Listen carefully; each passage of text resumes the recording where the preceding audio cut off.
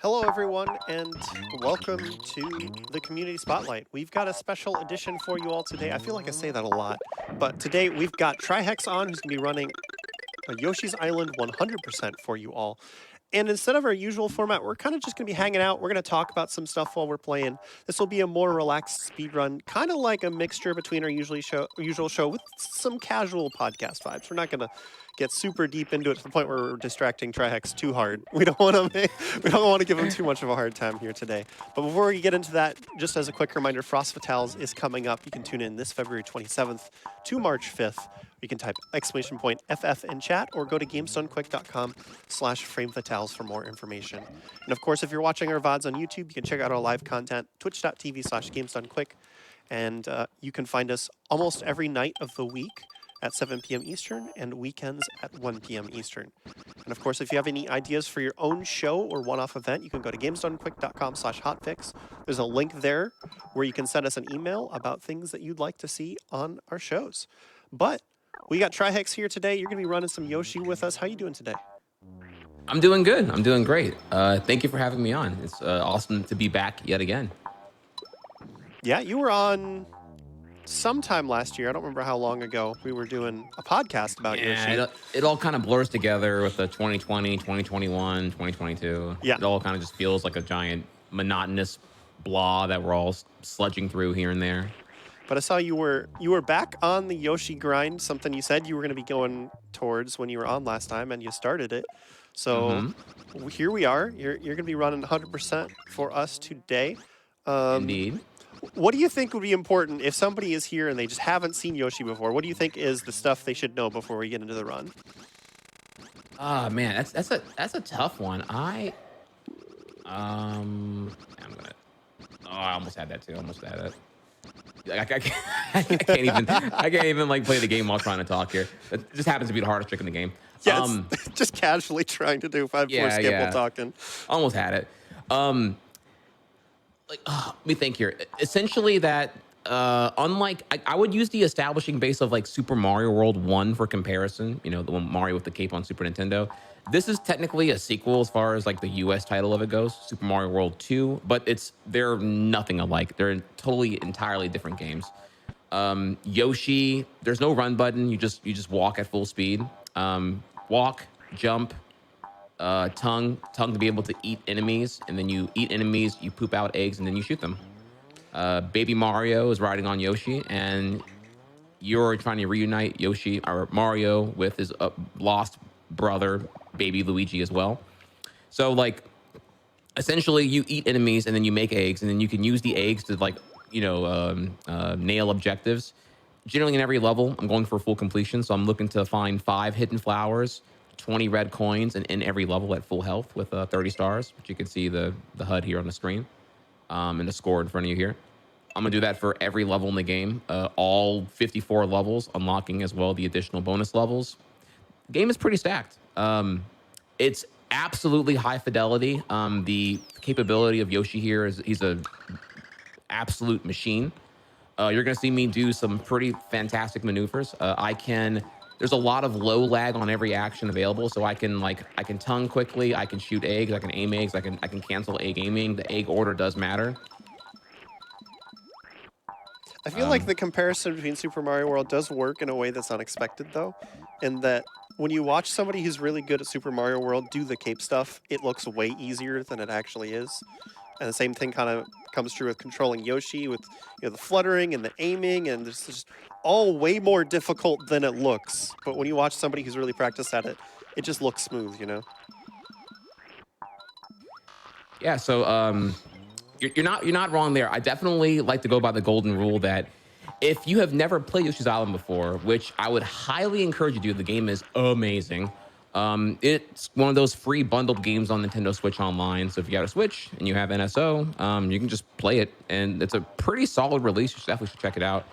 But if you have not played and you're watching me or any speedrunner play Yoshi's Island, generally I'd say you're probably oblivious to like 90% of what's going on and why I'm doing things. So if it looks impressive to you, then it's like absolutely euphoric to anyone who's like savvy in Yoshi Island mechanics. Yeah. The game is no joke. Casually, this game is like, I would argue, a way harder than SMW1. Mad subjective here, but like, um, I know many kids who didn't beat it whenever they were playing in their youth, and I know many who were able to beat SMW1 comparatively in their youth. Yeah. So I think it's about it though. Yeah, I'm gonna eat enemies, make eggs, shoot the eggs to do stuff, whether it be to grow beanstalks or um, shoot them at red coins and flowers to acquire for my collectibles, as you can see here, stuff like that. And I think that's generally about it. All right. So why don't we get into it? I know the first level is pretty tough. You're going to be focusing on the tech here on 1-1, and then we'll get more into it after that. But whenever you're ready, why don't you give the reset and give us the countdown? All right, yeah, I'm gonna go ahead and boot up real quick here to load the game without that was my practice, the practice hack that we have. Mhm. What I want to say here, I do want to say though, I'm gonna do my best for the GDQ audience, for GDQ, and for everyone.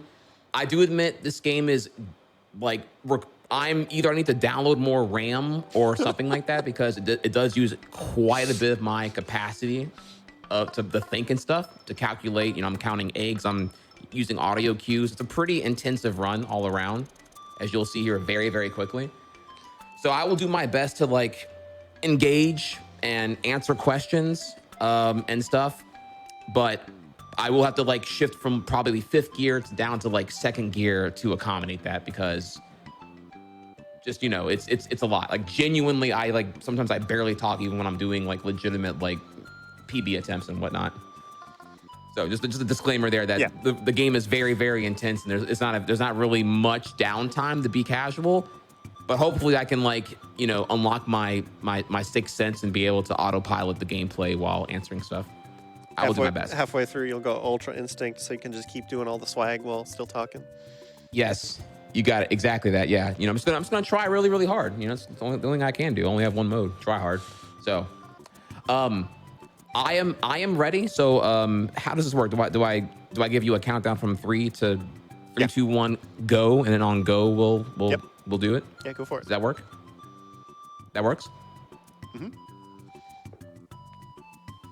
Yeah, whenever you're ready. Okay, gotcha. All right. All right. All right. 3, 2, 1, go. Let's do it. All right, so we mentioned just a while ago, 1-1 is surprisingly difficult. So we talked about this a bit before the show. Trihex is going to focus on getting 1-1 down nice. Hopefully give you a good showcase of how tricky this game can be and even the tech here, even in the first level. And we'll resume talking about stuff once we're past that. So just enjoy the vibes, the good music. Music in this game is incredible. And just sit back for a few minutes here. Absolutely. The opening cutscene there was just to explain that baby Mario has fallen from the sky on Yoshi's Island. The Yoshis agreed that they need to unite together to reunite this lost baby with its brother. I'm gonna swap here to the hasty mode, which allows me just to press the egg fire button, hold it, and then release to shoot rather than pressing the shoot button twice. We're in 1-1, and off we go.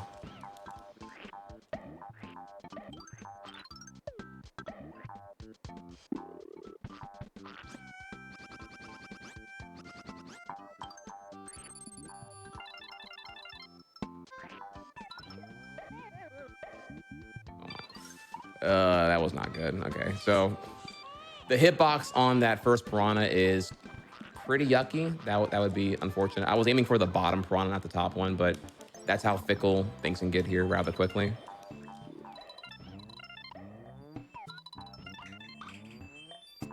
I would normally reset over that, honestly, but it just shows what we were talking about, how this level is surprisingly difficult for what it is.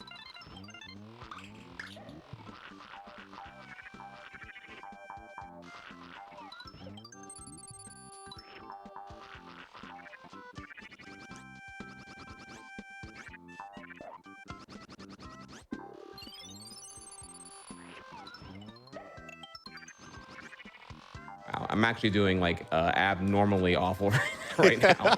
Oh man, okay. The good news is I think we're gonna get all the spaghetti out because this is like I would so reset over this normally. Sometimes when you're doing the live showcase, just getting the spaghetti out right at the start helps. You're like, okay, well, that's out of the way. Let's just keep on going, you know? Yeah, all the tension's like gone over the illusion of a perfect run. Oh, oh, wow. Okay, I actually need. That was so okay. I have to like improv right now so hard. Okay, that could actually couldn't have gone any worse. That was an absolutely abysmal 1-1. Like in so many ways. That was a horrible impression. Okay, okay. So, needless to say, here 1-1 is actually, despite being the first level in the game, it's actually one of the hardest levels because it's like one of the most hyper optimized with a lot of really unforgiving egg shots, egg catches, and a very, very notorious star route. I should also just bring up here for clarification that so you have to end each level at max HP, which is like 30 stars. When the eggs bounce off of surfaces, they change color. They go from green to yellow to red. So it must bounce off a surface twice to become red, generally. And red's important because unlike green and yellow eggs, when red eggs crack open, they have 2 stars inside, which can be counted towards your max HP. So therefore, even though it looks needless and functionless to do egg shots and catch them for swag, it's actually functionable to be able to acquire stars that way. And in some of the more brutal routes for the game, you're going to use red eggs to acquire stars. Yeah, and the number of eggs that you have following you can affect the amount of lag that you've got. So when you're going for a top level route, like the number of eggs you're finishing each level with is routed out. So while the eggs can be used as a backup, you're optimally wanting to end the levels on a known number of eggs, and having to like use an extra one can put you in a bad situation. Like there's so much you have to juggle in your head when you're running Yoshi. This is true. Also, I'm remembering things now. I wanted to get out of the way just for people to be able to follow here. You'll notice here that the Yoshis do have continuity with the eggs they're carrying between levels. The previous Yoshi passed this current Yoshi 2 eggs. So the egg quantity you end on between levels does matter because some levels contain more like a more generous egg count than others. So that will be a thing. So I'm counting eggs. Yoshi can have up to 6 eggs at any one time. That's important to know. Again, I'm looking for 30 stars in every level. So at the first level, you ended by juggling an egg to the Yoshi for 1-2. Was there a reason for that, or just swag? Because I know there's a lot that you're doing that is for swag, because that's important in Yoshi. That's a really good question. And honestly, that was because I had messed up so many backup options I don't even want to like get into right now because it was just so cringe what I did there. Like gameplay quality wise, I usually play so much better than that. Hang on, wait, cool shot coming here. That shot looks so good.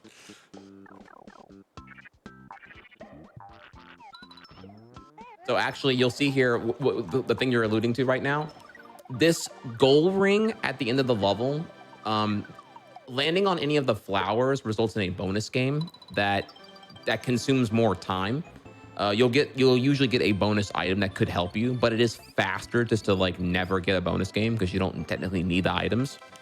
You can manipulate that bonus ring by losing a static amount of speed when entering the ring. That way you always get the bottom left blank dot rather than the bottom left flower for the bonus ring. If you enter the bonus ring at full speed, you will always get a bonus game. So Yep. you can lose anywhere from like, 10 to 20 minutes in a run before we knew about bonus skips. All right, let me do some cool stuff real quick here.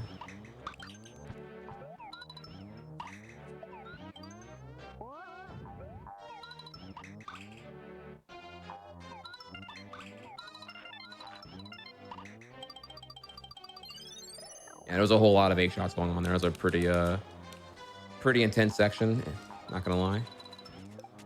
See there, I just fired a red egg to produce 2 extra stars.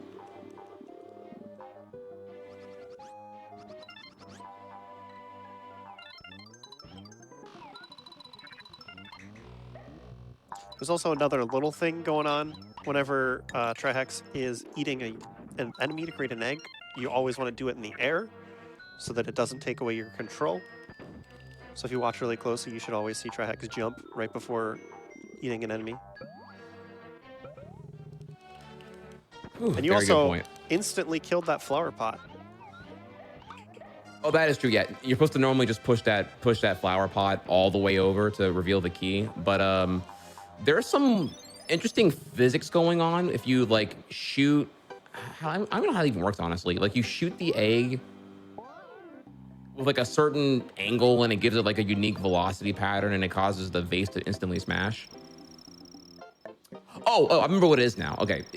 You know, it's hard to explain because we're already so far past it and it happened so quickly. I Yeah. doubt most of chat even caught on what happened there. But I remember what happens now. The developers didn't actually put the potted ghost, whatever it's called. They didn't put it on the platform. It actually falls 1 pixel above that when it's spawning on screen. So if you shoot the egg as you're approaching, then the vase will be hit in the air, which will cause it to crack immediately, if that makes sense. It's because you're giving it extra height before it lands, I guess. Yeah, exactly. You got it. Yeah, that makes sense. But yeah, it happened so quickly, people probably didn't even see what happened there. Yeah, there's a few other times that happens during the run, so if you watch closely, you might be able to pick up on it. Easier when you know they're coming, but of course, there's a few more of those instant pot breaks. Yeah. Okay, so here's some good news. All right, so we're in our first auto scroller. There's only 3 in the game. This is the first one. So I can finally like slow things down and you can hit me with your hardest hitting questions. Yeah, so traditionally, this is where some Yoshi runners would go extra ham with all the swag, just because like expression in Yoshi is a big thing. It's really cool. Like you can watch a run with no webcam, no audio, and if you know the runners well enough, you can say, that's Trihex, or you can pinpoint which runner it is at times. But we wanted to talk about some stuff, and one of the things that we really wanted to talk about was the fact that you were away from this game for a while, and it completely changed in between when you 7 years ago, and when you restarted the grind again. What's that been like for you? That's actually an excellent question. I think it's a topic we can hop on with a lot of a lot to really grasp at.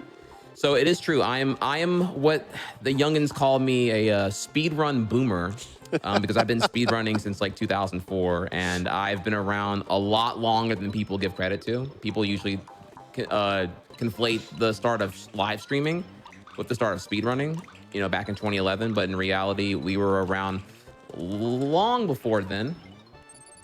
So, anyways, though, yeah, I got into Yoshi Island speedrunning in 2004, and back when we record on VHS tapes and everything. And I got into streaming in 2011, and I did Yoshi Island speedrunning continuously from 2004 to about 2015. I got distracted, quote unquote, with the virality and success of Mario Maker 1 back in 2015.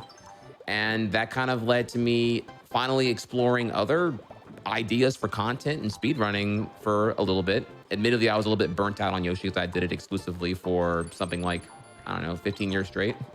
So I think it's fairly understandable. Oh yeah. But I'm back. I came back in December 2021, 6.5 years later. And that has been quite a unique situation I'm in now with the whole thing. So it's been 6.5 years. But to answer your question, what's it been like? It's been hard. I will admit I would argue that a new runner coming to Yoshi Island probably has it a lot easier than I do. There's a lot of unique challenges that come in with returning to your veteran game after such a big gap. Notably, I've estimated that I have around 14,000 hours in Yoshi's Island. So it's like a rough estimate, since like 2005. And so I have like 15 or 14,000 hours of muscle memory ingrained. So when adapting and learning new routes, there's not really an easy way to delete muscle memory. You can only outgrind it and overwrite it. So that's an uphill battle to deal with. I have a toxic combination of 2007 routes, 2012 routes, 2015 routes, and now 2022 tech, all like flowing through my veins, and it's just like not very fun to deal with sometimes. So like sometimes speedruns want to go into flow state and have autopilot. I have to like I feel manually think about what to not do as well as what to do all the time. So that would probably be where I would start. I definitely think I have it a little bit harder than a new runner because I don't have to deal with the comparative baggage. Yeah, I mean, there's also some stuff that is legitimately difficult in this game. Um, but yeah, how much do you get into like doing risky swag when you're not thinking about it? Just because that was the default back in the day. Like, it wasn't about having a good run; it was about having a good run and all the swag way back when in Yoshi. You know? Actually, sorry that well puberty. Holy crap. The voice crack was there. That actually hasn't been as much of an issue. I kind of I was really obsessed with style and swag back in like 2014 and before. Whenever I was pushing for my peak performance, which was like getting to second place by May 2015. Keep in mind, again, I quote unquote retired by September 2015 with Mario Maker 1 releasing later that year. At my peak, I'd already like kind of dissolved a lot of the swag that I would really go for Hmm. because I acknowledged here that my priority was to be more consistent in the game. And while swag is like entertaining and enlightening, I definitely wanted to grow in the scene and finally climb the leaderboards. So I stopped going for unneeded egg shots and try to really push on being more optimal because again because the eggs are in continuity. That means that like any egg wasted is therefore time lost fetching a replacement egg, and when going for swag very often it may result in like a really sick egg shot that you're trying to catch on the ricochet. And if I missed it, it's like, okay, certainly it's not that big of a deal, but missing, I don't know, 50 shots over the course of 2.5 hours may add up to a substantial amount. Yeah, and the modern route has it planned out to the point where, like, if you go on your stream when you're doing Yoshi, your splits will have the number of eggs you're ending on most levels, just to help That is remind you. correct. So, like, these days with the modern Yoshi route, it really is a huge difference to be, like, off on your egg count.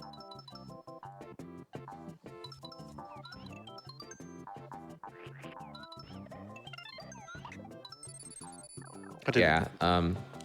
Sorry, that was a pretty risky section there with the fuzzies. Yeah, not as risky as the later fuzzy section, but yeah, I definitely went quiet while you were dodging those on purpose. Yeah, I'm trying to talk more often I really am, but it's just like this is a speedrunner's game. There is not downtime here. There is barely a cutscene to give me a minute to breathe. Yeah. And for people who are not familiar with some of the more intricate mechanics of Yoshi's Island, running on slopes is generally bad. You run slower than when you're running on a flat surface. So the fuzzies are funny. They're a meme in the community. And it's like, why wouldn't you just get the fuzzy for the fans? It actually slows you down because then you're permanently running on a slope surface. If the GDQ chat asks me nicely, I may consider grabbing fuzzies later on. Just Like another opportunity in World 4.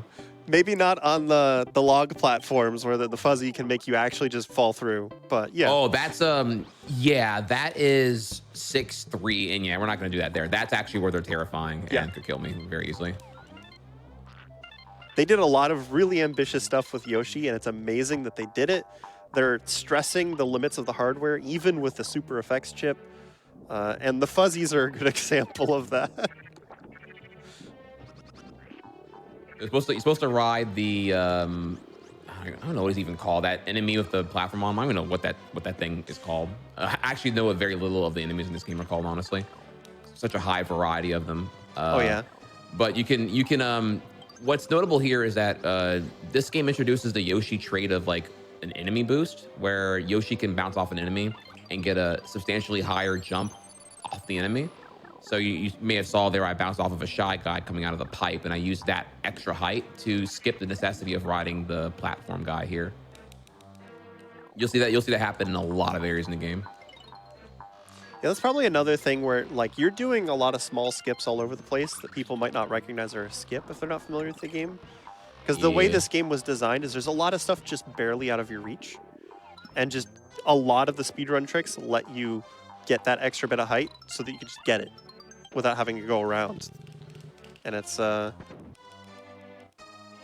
especially since you're picking up everything, that's maybe not as some big skips as you might see in other categories, but there's still some pretty big ones where you're just jumping up to hit a ledge early and not having to go a long way around the room, and you can just use eggs to pick up stuff. Not wrong. It's so cool how expressive you can be with Yoshi in this game because every action has like almost no in lag to it. But it's also a little bit like bittersweet that like all the cool stuff that you see happen, it's so much of it. Again, I would argue like 90% of it goes over the casual viewer's head. Yeah. It looks cool, but you don't even know what I'm skipping or why because it's so optimized now. Well, especially when it comes to those like little tiny height boosts with the perfect flutter. Like you're gaining a small amount of height on those, and unless you've tried to perfect flutter, it's hard to recognize how difficult that is. Like at this point, you've got perfect fluttering down pretty well, I would assume. But thank you. I do want to hype up that actually, if you don't mind for a second. Yeah, go for it. So for the GDQ community, when we get to, we're beating World 1 right now. We're going to get to World 5. There's 6 worlds total. In 5-4, the fortress, not castle, in World 5 contains the hardest trick and skip in the game, known as the 5-4 skip. It requires essentially flutter boosting over a death plane for like a full minute and a half with like a lot of stuff in between you have to also accomplish to get 100%. It will call for no less than 50 flutters while having to manually on purpose lose height to be closer to death. Yeah. To be at the right point to manipulate some AI enemies to keep you afloat. It's crazy. It's wild. And then you gotta do some coin duping and like baiting enemies around to be in the right positions and like ridiculous egg shots. It's amazing. That strat used to be like no way that would ever be RTA viable, TAS only, and now people just go for it and runs all the time. It's wild.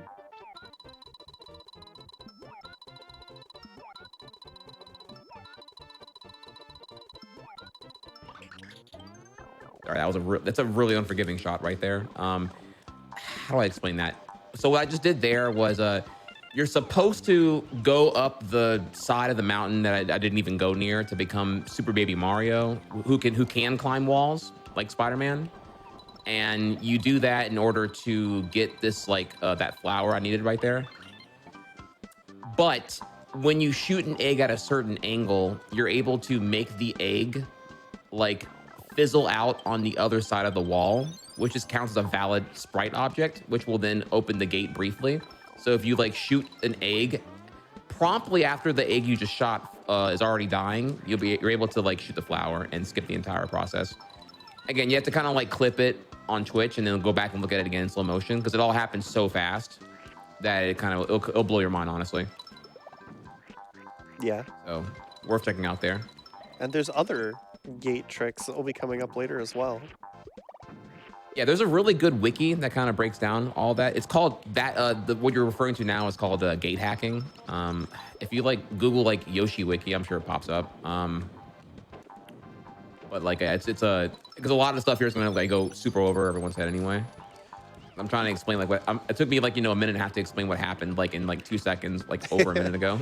Yes, someone in chat earlier mentioned that probably one of the biggest barriers for getting into this is APM, which can be true, but the wiki that Trihex is referring to is really in depth. It's got great screenshots. There's videos show you how to do tricks, and you can start at any level of difficulty that you want to start with Yoshi, and then just like add stuff on, keep going for more hard stuff as you learn it.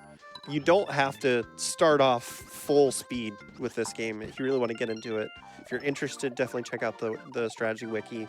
Just, pick up the basics, do a run, just add more. Very wholesome advice.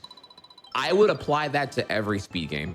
Anyone who says like I'm not good enough to speed run X game or Y game, I think famously Michael Jordan said that everyone starts as a novice. Mm-hmm. No one was a MLG swag god pro overnight. And therefore worry less about looking at world record or whatever is like conventionally considered fast in the game. Rather look at yourself. It's all about your own personal improvement. If you're beating 120 star in 5 hours on your first try, okay, then next attempt you're getting it in 4.5 hours. That's progress, you know. That's Compared to yourself. that's That's hype. how you. That's a half an hour PB. We Yeah, take it's those. big gains. So right there, that was me doing a perfect flutter. You have a 3-frame window in the 60 FPS game in order to hang on, wait, big trick here.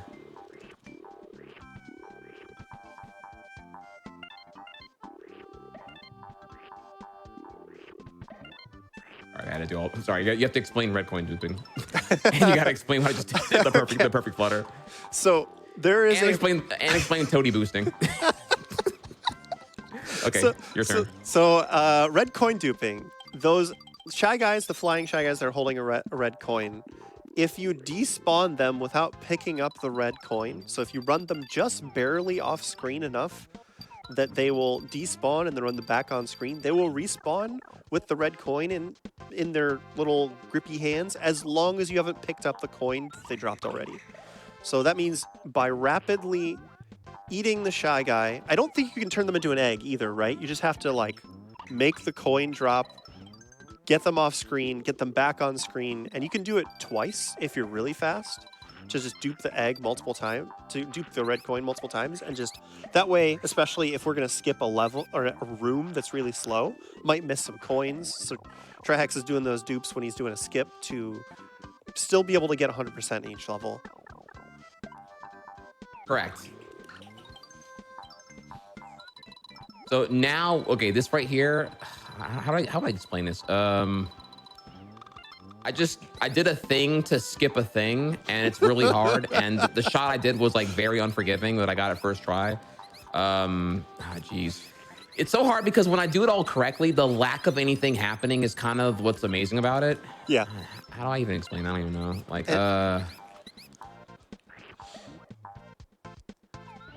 I'm not as certain about toady boosting because you also did that to get over the huge log, which is what let you skip a big section of this level. My understanding of toady boosting is that, like you said earlier, when you hold the jump button after you bounce on an enemy, you get extra height. And for some reason, toadies are just different, and you get a little bit extra height off a toady. So you can keep it in your mouth, and you spit it against the wall, so it floats up just the right amount, bounce off of it, get that extra height. It's just barely enough to get over that barrier. correct. Yeah. The toady's unique because it's the only enemy in the game that you can spit against a wall and it won't it'll actually like stick. Yeah. You can bounce off of it against the wall. It's one of, well, technically there's another enemy, but the other enemy is like a frame perfect thing and not really relevant here.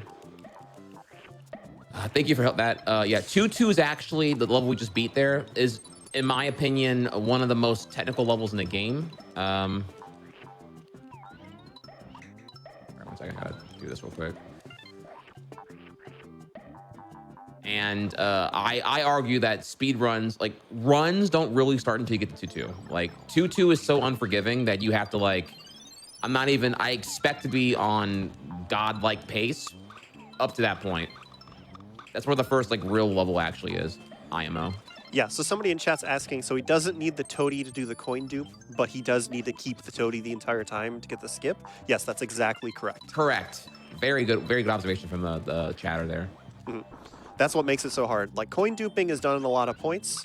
It's something that once you've done enough runs, you can do pretty quickly, to the point, like I was saying, you can coin dupe the same Shy Guy multiple times. But doing it quickly without letting the toady despawn is much more difficult.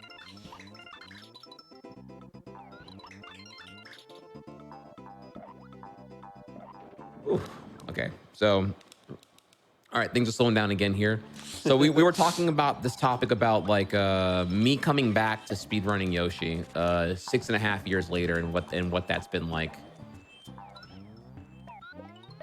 Honestly, I feel like I can give some insight here, a little bit of context.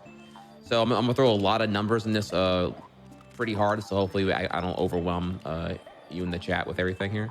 So at the peak when I was active in Yoshi's Island before getting back in recently in 2015, at peak I was second place.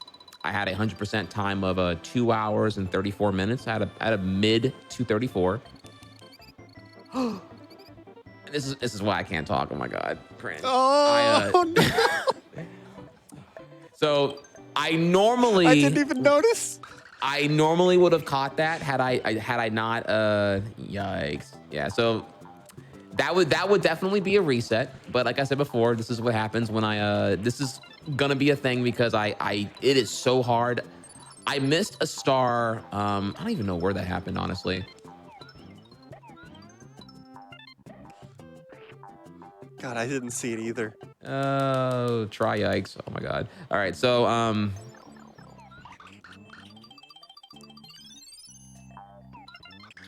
yeah, I caught it in two.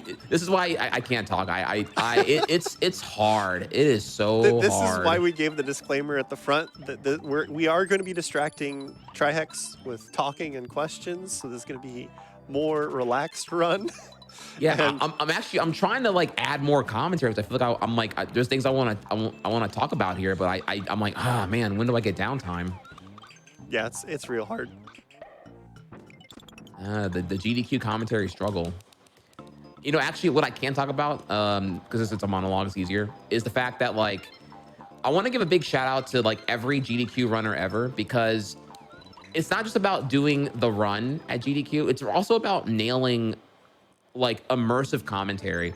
If the audience is lost on like contextually why what you're doing is like impressive or hard. Okay, now we're good. Um, then what does it matter, right? Like you're nailing everything first try because you're a well-rehearsed practice speedrunner, but I, the audience who's not intimately savvy in the game you're playing here, like what do I make of that, right? That's where the commentary is aims to like bridge the runner's understanding of the game and helping you contextualize what's happening on screen. Yeah, So I feel like every runner has to not only get phenomenally good at their game to do a proficient speed run, but also be able to have enough like RAM left over in their brain to like uh, do good commentary as well, right? yeah, Generally it's really speaking, hard. here, I think the best GDQ runs are always the ones that are able to like give the unbeknownst viewer enough context via commentary to understand what's happening on screen. So that is a very undersung skill. When it's done well, it's phenomenal and all the more immersive. And when it's not done, maybe sometimes people are left a little bit. They're left with more questions than answers over what happened and why. Yeah, and part of that skill is knowing the right people to bring with you. Because like, there's very few people who can do that job perfectly by themselves. Having a good co-commentator is a big part of it. So when they can like take the load off of you when you need it, or being able to, bounce off of you conversation-wise, etc. All right, so there was a couple of tricks right there. I did a gate hack, which is not easy. Honestly, I find that one quite hard to do because the ceiling is pretty high to bounce Yoshi's like egg against. Then I went for the key grab above the lava, which is also pretty poggers. And then I did like a damage boost in order to like skip the enemy, to skip the thing. There's like that whole section there was done in like the completely wrong order, skipping like three things involved, and it's so broken you can't even tell what the intention actually is to do Yeah. here. Does that make sense? Like, Yeah. That's a little bit of what we were talking about earlier, how it's a small thing, but it skips a large amount of just going around the level. yeah, you may have saw there was like a red switch right there, and you're supposed to use that to like do stuff, but like, yeah, we just completely broke that section at this point now, and you just ignore it entirely. So a casual won't even like recognize what the intended solution is right there because it's so fundamentally broken now. Oh man, the mini log skip just reminds me of how back in the day, the log skip was the big swag trick. Everybody wanted to go for it, but it was so risky. And now, like, people don't even think about that skip anymore. Log skip, what? That's, well, whatever. 5-4 skip's where it's at now. Yeah. So okay, what were we talking about? What was on before it? You were talking about where you were, how you were second place. You had a 234, I think you said. Oh, thank you. Yeah, so I had a mid 234 back in 2015. The world record at that time was like a low 234. So I was like within, I think, 15 seconds of world record at the time. It was very close. And when I have come back here 6.5 years later, there is so many things that have changed now. Like now they reset between worlds. Now there's like just a lot of more consistent setups to do a lot of the harder tricks. Um, I don't know how to explain that one easily. That's like a lot to go on there. The point being now, though, is that now world record by very talented runner Calco has been absolutely dumpstered down to from 234 to 220. It is Oh my I believe a God. mid 2 hour and 20 minutes. It's come down 15 minutes in the last 6.5 years. That's unreal. Unreal. And there's a lot to look into there. So you may be wondering, okay, well, Trax, did you watch the run? Have you incorporated all those strats yet? The answer actually is no, I have not. Hang on, let me focus for a second here.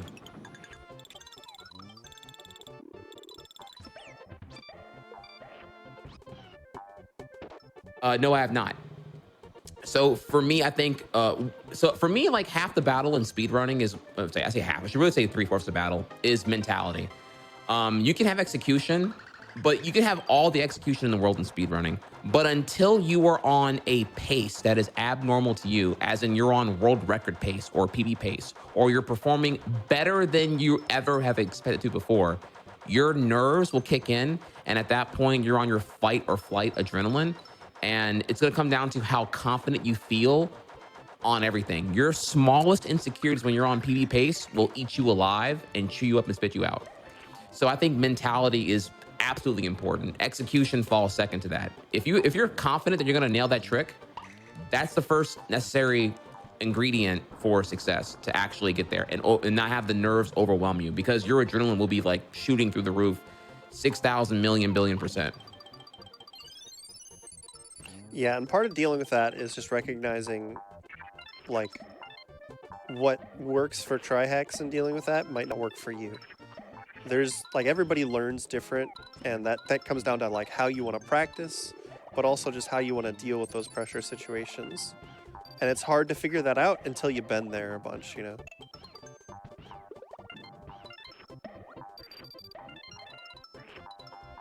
So speaking of mentality, now that you finished that level out, how hard was Yeah. it to like not hold yourself to your old standards of quality when you were coming back?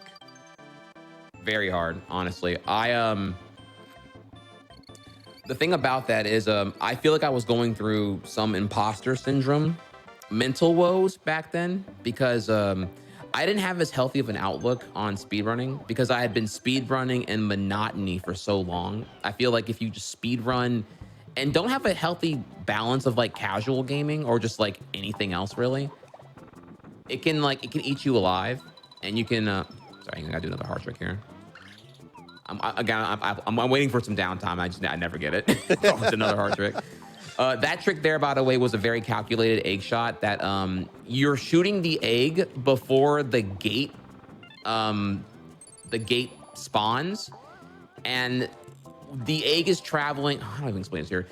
Yoshi's eggs can travel up to 1.5 screenfuls in any direction. So therefore, the object in question, the wall and the gates are not loaded yet. So if you shoot them at a specific point with a specific angle, the walls and gate won't load until after the egg's already traveling in the void of space.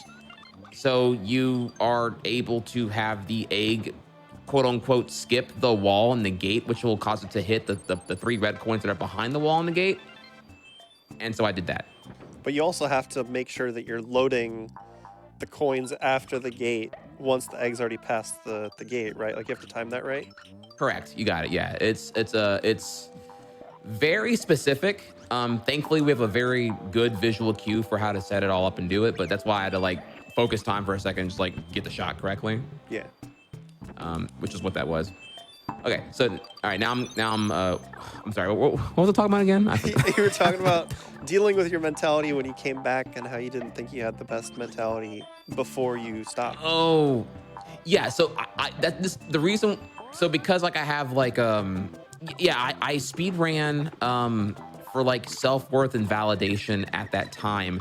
And I did believe and felt like I had to get world record to like, I don't know, like deal with my imposter syndrome back in 2014 and 2015. Like I didn't just like do it for like personal progress. I did it for like I felt like because I had become so notable as a Yoshi Island prolific speedrunner, I had to get world record to like fulfill my ego or something like that. So coming back now, I know I have like a lot of emotional baggage. Man, what coin did I miss? What coin did I?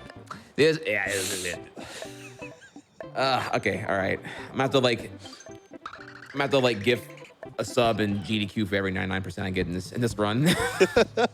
Hold me to that one. I will try hard in chat. That's a good idea. Ooh, I like the informal poll. All right, 3 coins there. I don't even know what I missed. Who even knows what I missed because I was talking so much? I can't even tell you right now. Oh my god.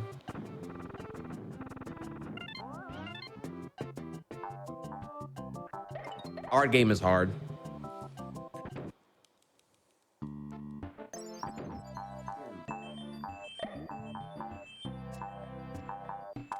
Oh, here comes the tryhards. Okay. The chat is a little bit behind because of the way we have our text set up, so I was just waiting for them to come in. Yeah, and there they go. But you do have to capitalize the hard. It's important. It doesn't work otherwise. Awesome. All right, well, I guess we have signed the legal agreement. I am contractually obligated to gift a sub after this run for every 99 I get. Now Chaz is conflicted over whether they want the fastest run or they want the most spaghetti run.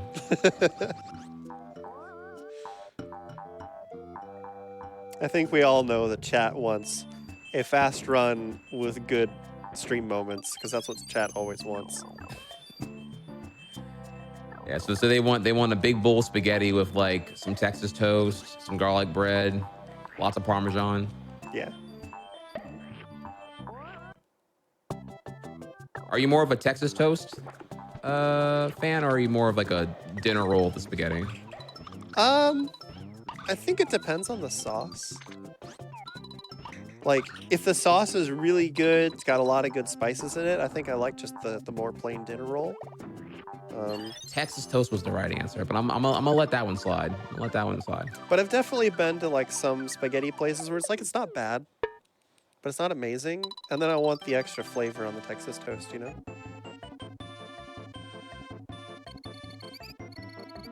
I don't even know what coin I missed, but it's okay. We're here. So back to the topic at hand then. Thank you for helping me solve there. Yeah, I've not watched world record because in my head, I think the easiest way to approach getting better at Yoshi Island right now is to deal with the mental. Would I get better on an execution basis by just watching world record now, studying Calco's run that's 15 minutes faster than my best, and just kind of go from there? Yes. All right, super sloppy, oh Lord. I guess it's a question when you're talking about this and mentality, it's a question of, well, how much faster will I get better watching Calco's run versus like, and then where will I hit the wall of execution versus like, if I focus on mentality and getting my execution back and delaying watching the Calco run, like, can I get there faster in the end? And I think that's a deeply personal answer for everybody. Like, you just gotta recognize your strengths and your weaknesses before you can answer that question, you know?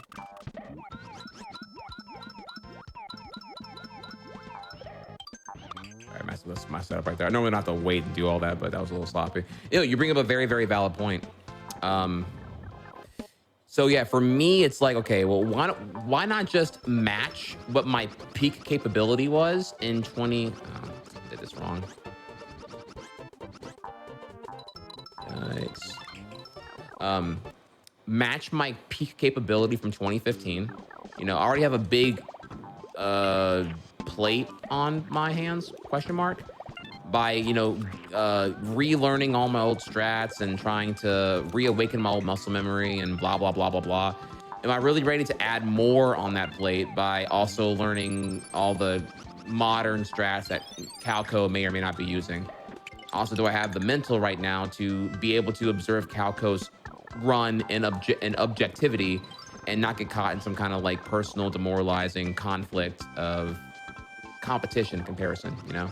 Oh yeah, that's a big part of it. Like, if you've been gone for that long and then you just watch somebody who's got a run that's 15 minutes better than what you thought, like, was possible, because like, sure, maybe you had time, you were looking to pick off your run. This is a game where you never have a perfect run, but even compared to like what you thought would be your best possible, a time jump like that can just, oh my god, how? Exactly, exactly. So I'm like, okay. So to me, it's like that would be what would mentally crush me. I fear. Um, so therefore, it's just a lot easier emotionally, just to kind of like have more confidence in myself. Because that's the other thing too. Like I mentioned earlier about the confidence part, right? Yeah. I would be a lot more confident when I surpass my previous peak performance. As in, I get a run that's better than a mid 234. As of right now, I'm currently at a 239.03. So I'm slowly getting there. Again, the thing about Yoshi Island runs is that they're exponential. As you saw so far here, I've missed one red coin in 2 different levels, and that one mistake cost me minutes. I had to redo both levels entirely from scratch. Yeah. So like that can happen, and it's very crazy. I'm not sure I can really even compare it to something like I don't even know here, like 120 star or whatever. Not meant to compare them as if that their mine's harder than a 120 star speedrun or whatever, but more that like things are exponential here. So like mistakes, the same mistake that can happen in World 2 can cost me, 1,500% more time loss in World 6, just due to nature of the game. Stuff like that. Yeah, and some So levels are just way longer than others, and you absolutely do not want to be replaying them as well. yeah, yeah, yeah. So yeah, my game plan right now is to, how do I put this here? Using my current tools I have, literally my own previous best run from 2015, match that skill, match that expectation, and exceed. There was plenty of room for improvement in that run I had at that time. Plenty. Um, I even remember that my sum of best from that run is like a 223. Yeah. So I made a lot of like notable mistakes in that run, getting hit, non-optimal egg usage, yada yada yada. I'm more disciplined now too. I'm certainly built different compared to then. Like I at that time, this is actually a big thing here. At that time, I was only a Yoshi Island speedrunner. I had never seriously speedran other games. I technically did. I did like Crash Bandicoot 2 and 3. I did Sly Cooper 1, Jet Set Radio, Jet Grind Radio. Um, you know, I did some side projects there, but I never really put in the effort like I did for Yoshi, I would say. Um, However, though, post the break, I have played Mario Odyssey, and at my peak, I was in top 30 for the leaderboard, which is like pretty sick for how competitive that game honestly is. I've played other games, which I know, which doesn't really mean much for speedrunning contextually, but like if my brain only knows Yoshi's Island, literally Yoshi's Island, then I feel like I don't have like the gamer dynamic fundamentals to be able to troubleshoot how to improve at the game. Does that make sense? Yeah, I feel Like like I had never played an RTS before. I'd never played like, I don't know, like really any other genre other than platformer, seriously, competitively, or aim to improve at it. So I had like other genres finally in my like arsenal to be able to reference over how I improved at them, for example. Yeah, I feel like what you're talking about plays into the mentality bit a little bit of like having to learn other games from scratch and get good at them helps you learn more about how to get past those barriers. Just because like if you're only grinding the same game, you're hitting barriers and maybe you don't understand fully how the best way you work with getting past those. But picking up new games, having to learn those from scratch, deal with problems, you're learning more about how you learn a game. You just put it brilliantly. I couldn't have said it better myself here. That. Whatever you said, that. I feel like that's been helping me a ton. Because before I would fail in Yoshi, quote unquote, and I would just attack myself relentlessly. Oh, Trihex, you're better than this. Come on, man. You've been playing this game for how long now? And you're letting these newer runners play better than you. I would eat into that, right? I would compare in a negative way. I would always self-demolish myself. And now I'm able to call out those like mentally bad habits so much quicker and be like, no, that's irrational. That's silly. That's silly. I'm a much happier person now. Back in 2015, even though I had that better run, I can promise you, I did not like it. I always felt like I was playing bad and it was like the least terrible run. Like it was like, this run sucked the least. And so I'll tolerate it. But I always hated my runs. I hated myself. I hated my runs. And I was always very, very down on myself. And I felt relieved when I hit a barely minimum tolerable amount of crap in my run to submit it to the leaderboard. But I never celebrated the progress I was making. It was a very toxic attitude. And I think, again, now back to the mental, I'm so much better on that. I'm a way happier person.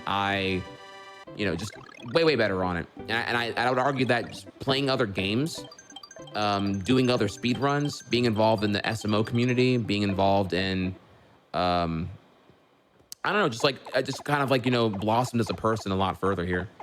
So It's one of those that's things been that really good. you're completely right that like branching out into other games is helpful, but it's also, I feel like there's a part of learning that doesn't get discussed enough. It's been studied really well in psychology that taking a break from something and letting your mind fully digest it actually helps you understand it better. And I feel Whoa. Are you implying that cramming for a test the night before does not help and is not a good idea? Not entirely what I'm about, but yes, that's true.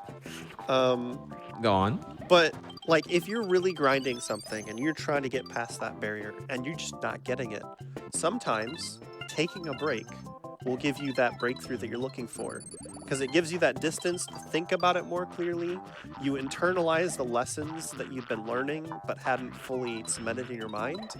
And then when you come back, you're like, I get it now. And then you feel like you're doing better.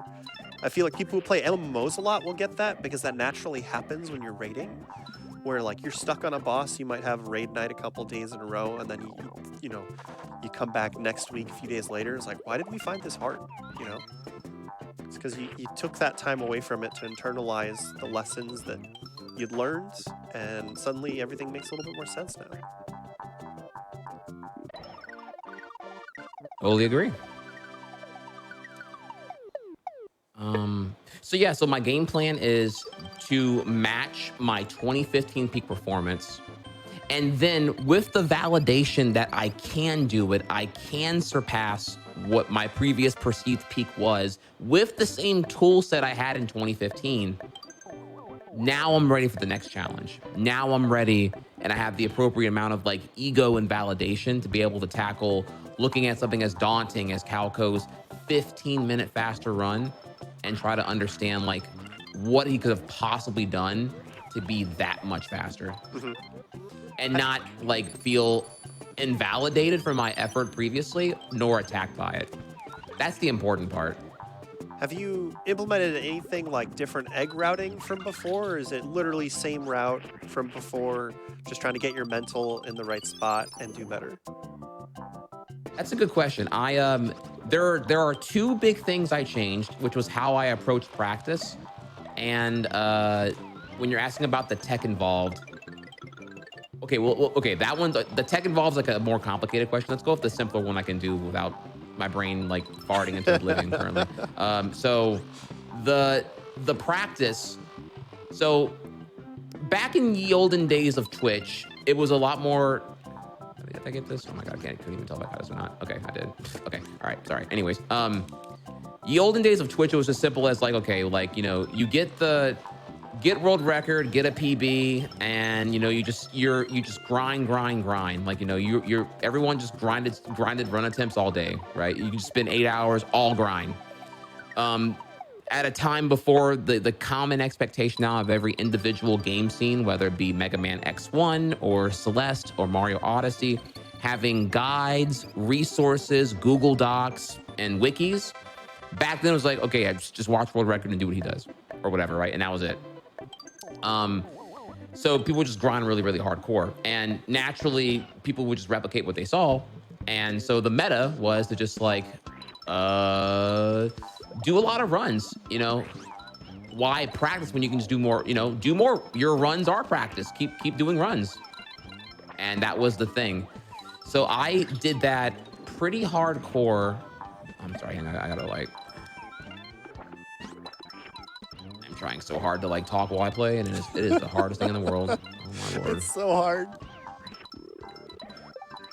All right, again, chat, my brain is like, it is like Google Chrome on a rampage right now. I am like, please download me some more RAM right now, please. Yeah, well, I'm laughing whenever Trihex brings it up because I was recently on a podcast where the entire point was do a speed run, and we're not going to talk about the run. We're going to distract you with other questions the entire time. And it was so hard. Probably one of the hardest things I've ever done in speedrunning. And what we're trying to not distract Trihex that much, and it's still hard. Just trying to split your attention like that. Okay, so thanks for slowing down now. What was I saying again? Oh, I used to just grind. I would grind runs all the time, and I approached. Honestly, it was really weird because everyone else would just grind. I therefore felt that my desire to do more practice was a weakness, so I felt kind of shunned to not practice as often. And not only that, but then you also had like the metrics of like, viewership on Twitch and everything else here, rewarding more run attempts because having a timer on screens is like, ooh, yeah. I'm here for the main event or whatever, right? I mean, comparatively, practice is like, resident sleeper and, okay, well, I'll come back when he's doing a run instead or whatever.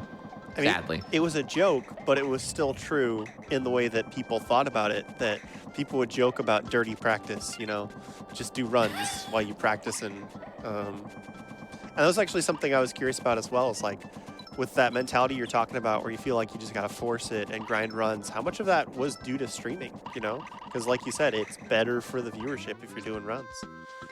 I was definitely influenced by that, for sure. For sure.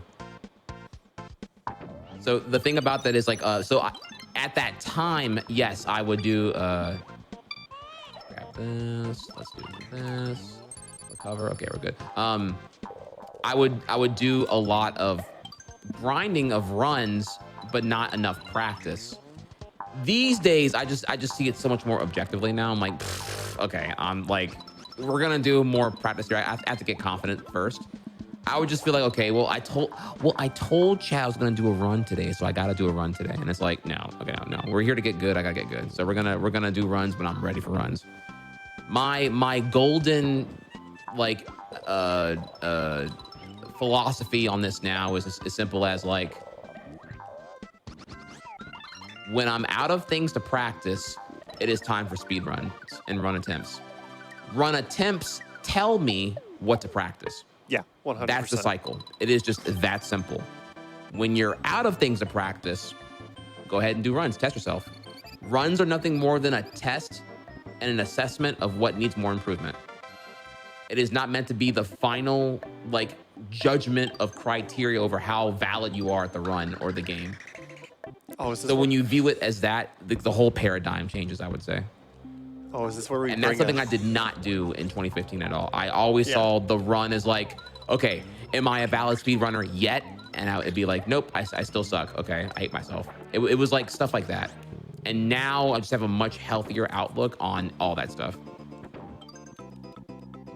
Yeah, for sure. And that kind of ties into the forbidden topic, quote unquote, where it's something that people don't like to talk about, but if you're going for that kind of style of practice and runs, it means you got to watch your runs. You got to go back and look. You don't always get everything from doing a run without going back and going, oh, that was really bad. Why didn't I notice that during the run, Yes, review. This is something I also do now too, actually.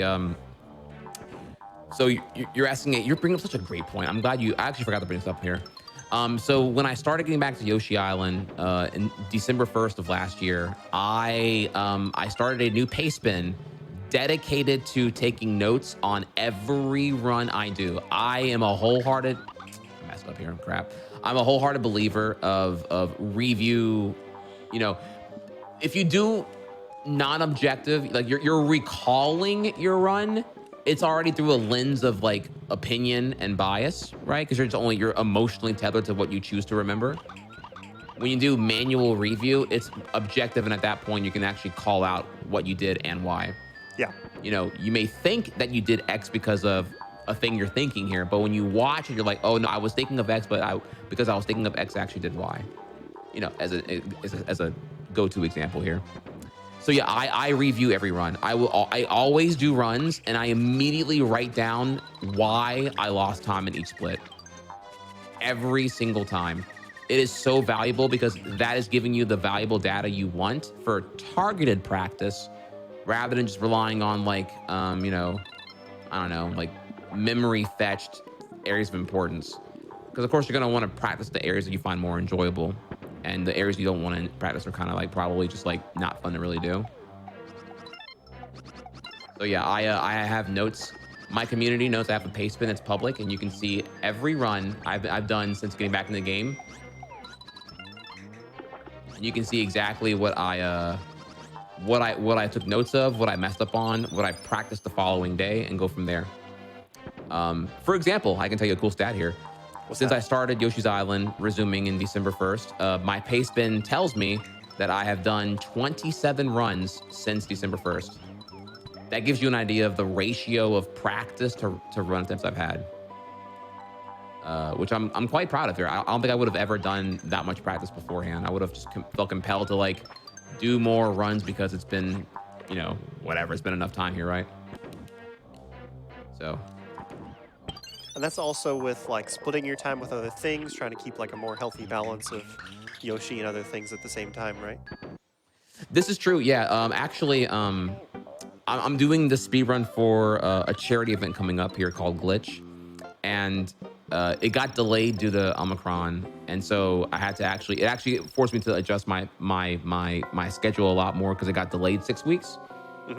which meant I needed to remain tip top shape for Yoshi's Island, another 6 weeks longer. So you're right that it did kind of affect a lot of things there, and I am trying to do a better balance of fitness, exercise, gym, and Yoshi. And it's crazy how demanding Yoshi really is. How do I put this here? This is actually a really good topic here. Yoshi Island is such a demanding speed game because this game has such an insanely high skill ceiling. I feel like when I do a regular stream, I'm generally aiming for like an 8 hour, how much stuff can I do in 8 hours, right? Yeah. When I'm doing Yoshi in the effort to get better, to maintain my skill and grow, and the profit of getting better than I was yesterday, I feel like 8 hours is almost nothing for speedrunning this game. A run will take, if we include resets and whatever else here, about 3 hours, right? So Yeah. that means that like if I went full throttle, 2 attempts would be 6 hours. Practice would be like another 2 to 4 hours. And let's not forget here the part where you have to actually like eat meals and nourish yourself. So it's like, in reality, a 10-hour stream would be getting 2 valid attempts of Yoshi Island runs done. Maybe like one no reset run, and then like another way more sweaty attempt at the game. But yeah, and that's purely Yoshi. It's not even like playing anything else or whatever else. Like this game absolutely is asking 150% of your like dedication. I feel, to me. Yeah. No, that makes sense. Same for Mario Odyssey at top level. Same for Celeste at top level. Oh my God, Celeste. Oh my God, Celeste. Yeah, you can just tell on Celeste, it's like insane. Like, holy crap.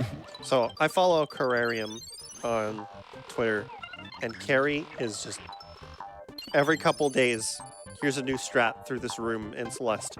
It saves 6 frames, and it's just like Yep. 5 times harder. And just the amount of time that the top runners in Celeste spend just labbing stuff out, practicing strats that are just way harder for a small return. It's just absolutely wild to me for that game. I love it though. That's what I love. And I feel like the one thing I like about that though is that like that is a thriving community. The advances in tech are coming because you have so many eyeballs looking at the same problem of how do I go faster in this game. You know, the scene's not stagnant in the tech. We have the same thing going on right now with Mario 64. We're in the golden era. You got what in the last 2 months has been a world record in every category. Yeah. 16, 70, 120 star. And if you look at what is exciting the runners right now, it's like it can be something as small as what is it? I think there's like a new strat where you like there's a new way to acquire the 8 red coins in Tall Mountain, and it's like stupid dumb risky, but it saves like 0.6 seconds or whatever. Yeah. I don't know. It's something like that. And I'm just like, oh my God, dude. Like, but you know, that's like, you know, it's like the 12th level in the game, you know, it's upstairs, so it's the final third of the speed run. And you're gonna go for this incredibly risky thing for a 0.6 second gain. Yeah. But you know, for them, that's huge. Huge. And then of course there's the holy grail in that game where more people are getting good at the star on the top of Rainbow Ride without taking the carpet. Carpetless. Oh my God, yes. And there's the number of people who can do that in RTA is going up. And the question is on everybody's mind is when is somebody going to do it in a run, you know? Mm-hmm. You know, also I remember now there was a what was it? There was something in Womp's Fortress. I didn't get it. If I did a frame perfect jump right here, I would have. It's pretty sick, but it's kind of unforgiving to go for. But it's not. It doesn't really cost much time to give it a shot. But I didn't get it, sadly. Yeah. Sorry. It's not the first star where you fight the giant, whatever thing, stone wall, whatever. Mm-hmm. I forget what it's called. It's the second star where, like, you know, rather than it being there, it's the fortress. Oh, climbing the tower, yeah. Climbing the tower, yeah. There's a new way to climb that tower that involves like a backflip into a wall jump that completely skips riding the elevator platform at all up the thing. And it saves like 0.2 seconds, but it looks so cool, but it's so risky. Oh my God. Yeah. I mean, at least that one's near the start of the run. I do want to call out Poochie in chat mentioned something while we were talking about this stuff earlier. Said that the Japanese shmup community and the score attack scene calls it the Ichiman Bancho, first level gang, where somebody just does runs without practicing to the point where they're perfect at the first level, and then they're completely inconsistent at the rest of the game onwards. Oh, yeah, this is true. This is like that can happen due to a tendency to over reset, right? And not just like go for no reset runs. Yeah, it's a classic problem to have. I think it's more of that's not really like a community thing. It's more like a new speedrunner thing. Like if you're new to speedrunning, you're very heavily influenced by your like surface level observational emotional reaction to stimuli. Mm-hmm. Therefore, like over time, you'll get numb to like failing a run and be able to better objectively view the proportionality of like doing bad in the beginning and see the value in doing no reset runs. Even though no reset runs absolutely suck to do whenever you're like, you know, you're so tilted over like how bad your blah, blah, blah run was or first level was, you know, you have so much time to gain in the late game. There's so much more value in like growing consistent in the late game. Again, when you're on pace and you're confident about everything you're going to do because you feel like you're not at the mercy of chance, but rather the game's at the mercy of your skill. Yeah. Comparison there. That's why I find, for example, one of my radical tools that I did do back in 2015 that was kind of like quote unquote controversial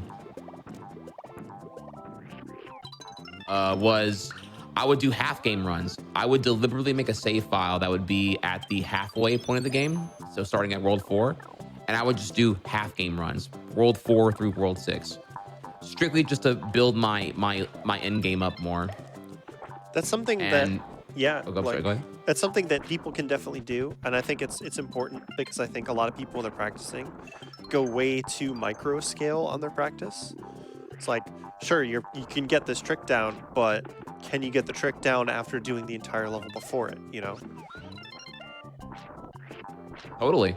Um, so yeah, I look at it like, I don't see why runners shouldn't consider the idea. If you're doing 70 star, do runs that start in the basement, do runs that start in upstairs.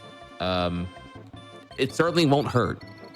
And of course, you don't have to do what I'm advocating for. This is just what makes me feel confident for my mentality to thrive under the pressure of being on PB pace. Because until you're in that situation, you don't know how you're going to react. So all you can rely on is like building up your confidence and your like subconscious autopilot muscle memory, Yeah, aka practice. it's just another tool to put in your playbook, and if it works for you, that's great. But you might find something else that works better. Yep, you got it. So I did do that, and I do plan. I haven't been doing that lately, mostly because I've had so many overwhelming amounts of things to look at. Like when I review a run, each run that I do, I'm probably writing down anywhere from like 10 to 30 small notes on what to work on. So I'm not really at the point yet where I need to even really worry about doing like second half runs yet. Yeah, I have to think of it as like, the way I view practice is kind of like, okay, like imagine you're a firefighter, right? And it's like areas where you like need to work on, they're like forest fires, but you are one fire truck in a sea of like 12 forest fires. So you just got to figure out which one you want to put out first. They're all bad, but you have to make priority, right? You can't get good at everything at one time. You have to prioritize what to work on first. And that's how I view practice. Like, you're putting out forest fires one at a time. And you're figuring out what to improve at first and adding run attempts in between to reassess if you've improved at it enough to move on to the next problem. Eventually the problems you have will be smaller, the forest fires will be smaller, and you'll be able to like start really obsessing over like smaller incremental improvemental details. yeah. I feel like that's a good analogy because there's going to be some things that you're getting weak on that are going to affect other things in your game. Like, is this a baseline skill that you need to make sure that you're just better at through the entire game? Or is it just I'm consistently bad at this one room, And that can help you prioritize what you want to put more time into than another thing you need to work on. You got it. Also, I don't think we mentioned this at all. Those enemies that you're egging off screen, they're normally really large and require multiple eggs, but it's the same thing we talked about earlier where if you hit them just barely off screen, it'll shrink them down to their minimum size in one egg. Just saves you a few seconds every time you do it. That is actually, I forgot about that. Yeah, thanks for the assist there. I forgot to even explain that. Oh my. Geez, what else was there here? So I've explained the imposter syndrome, why I haven't watched the world record yet, where I am right now. I guess, how do you think you're doing so far? In this run in particular? No, I mean, like, with the whole coming back, trying to have a good mentality, like, the progress you're making overall, how do you think you're doing? I think I'm doing really good. I don't even, because you know what? People would maybe ask me, would I quantify how good I'm doing by my runs and my current PB since returning? Remember, it's a 239, and Yeah. my 2015 is a 234. No. I think that's completely not important, actually. It's been my mental. I am far less tilted now than I was back then. I am more objective with how I assess how I'm improving at things now than I was back then. I'm actually, unlike then, I did not enjoy improving at the game. I felt obligated to get better at the game, but I didn't enjoy the process. If that makes sense. I hated my runs. I hated that I wasn't better than I already was. I wanted to hurry up and be good and move on with it. I hated my emotional baggage of the game. I feel like my emotions were holding me back. All the emotional weight I felt that I had to improve was always the thing that made me feel like I was getting discouraged and tilted. Now, I'm just like way better at that. Sorry, this level's really hard. Hang on a second. It makes a lot of sense, and while you're focusing, I just want to explain. Trihex just clipped through that wall. It's one of those things where there's very few situations where you can do something like that in this game, but there's that wall with that rotating platform. It just sort of works. It's not a common trick you're going to see a lot in the speedrun, but right here, it saves time. and yeah, you can just do that. Oh my god. Okay. Okay. I just like so much crap happened right there. I don't even know. Like, I almost died, but then I recovered it, and then I was short of eggs and had to recover that, and then I had to do the shot for the thing off screen that I had to recover. It was a Yeah. lot. Like 5 things happened there that could have easily just been like a minute lost, but I managed to save all of it at one time. Okay, all right. My chat saw it though. Holy crap. I know people in my community definitely just saw what happened there. That level is like notoriously evil. Holy crap. Um, what were we talking about? I'm sorry. We're talking about again. We were talking about mentality. Is that what I was Yeah, saying? like your mental health, your mentality, like how you're doing so far, not in terms of like time, but how you think you're doing with the return and keeping a good mental state. Yeah. So I'm enjoying the act of improving now, and that's to me is like the really big dub. I think I'm doing really good there. However, I've also acknowledged here that I'm not where I want to be. I'm not tri-hex good at Yoshi Island yet. So I don't feel like quote unquote like as confident as I'd like to be. I think whenever I get to that 234 and beyond, then I'll feel like, okay. I can hear me. I might make it. Um, then I'll get there. Of course, the bonus skip here is really, really hard. You have to like have Yoshi on the second to last. You got to put Yoshi on the second to last triangle of the spotted platform, and then you have to like jump after the platform starts moving at the final flat point of the dotted line. It's really stupid. It's a really complicated thing. There are safer ways to get to make sure you don't get a bonus, but they're actually slower than just getting the bonus in that particular level. If that makes sense. Yeah. So you just try to like hurry up and get it quickly. Like if you take longer than like 4 seconds to set up for your skip, then your skip takes more time than the actual thing itself. The solution's actually worse than the problem you're trying to avoid. If that makes sense. Yeah, it does. Okay, so yeah, I didn't get it there, but it's not a big deal. I lost like maybe like 11 seconds total. It's one of the faster bonuses to get, honestly. Yeah. Because depending on which game you get, some of them can waste over a minute. It's ridiculous. Not wrong, yeah. It's oof. Also, Trihex is bouncing on bats because we're skipping an auto scroller. There's a trigger there where with Poochie, where you scroll the screen forward and now the screen becomes an auto scroller while you're riding Poochie. But by skipping that, it's now a normal level and Trihex can go at his own speed and Poochie just keeps up with you. There's a few points where you have to stop and wait for him, but still way faster than doing this level as an auto scroller. That is correct. This level is normally a 3-minute long auto scroller, and now it's a barely even 1 minute long non-auto scroller. Oh, can people hear the train? Sorry about that. Sorry, what were we talking about again? I'm sorry, I had to. My brain just goes completely out of it. I have to like focus here. I was in the middle of something in the beginning of that. You're talking about how you were enjoying improvement these days. I don't remember exactly what you were talking about. Right. So I've concluded now, though, that I definitely need like 6 months of uninterrupted focus on Yoshi primarily to really get to like the point of like real growth. I think in like another like, within another month, I could get to and surpass my 2015 peak. Mm-hmm. But to make substantial growth beyond that, I would need to be on Yoshi for like 6 months straight, I would think.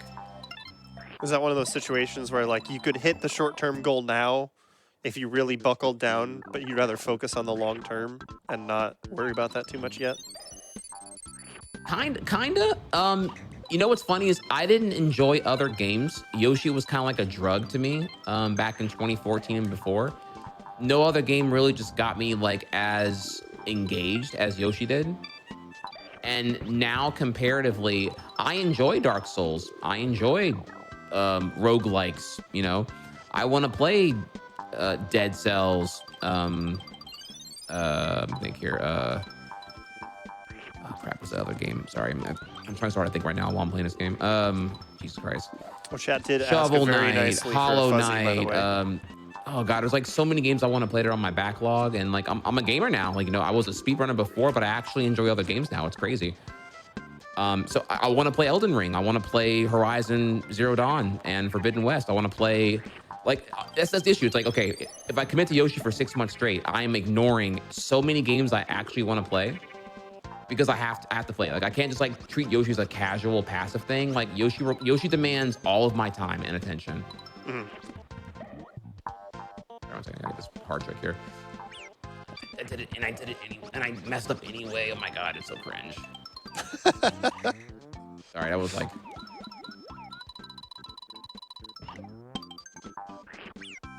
Oh my god, and I double did it. All right, sorry, that was like really annoying. So I just literally just. Are we trying to recover the stars that are missing right here? Is that what's going on? Yeah, and I'm getting hit by stuff again. Okay. It's a hard enemy to get your stars on because then they go into rage mode when you hit them.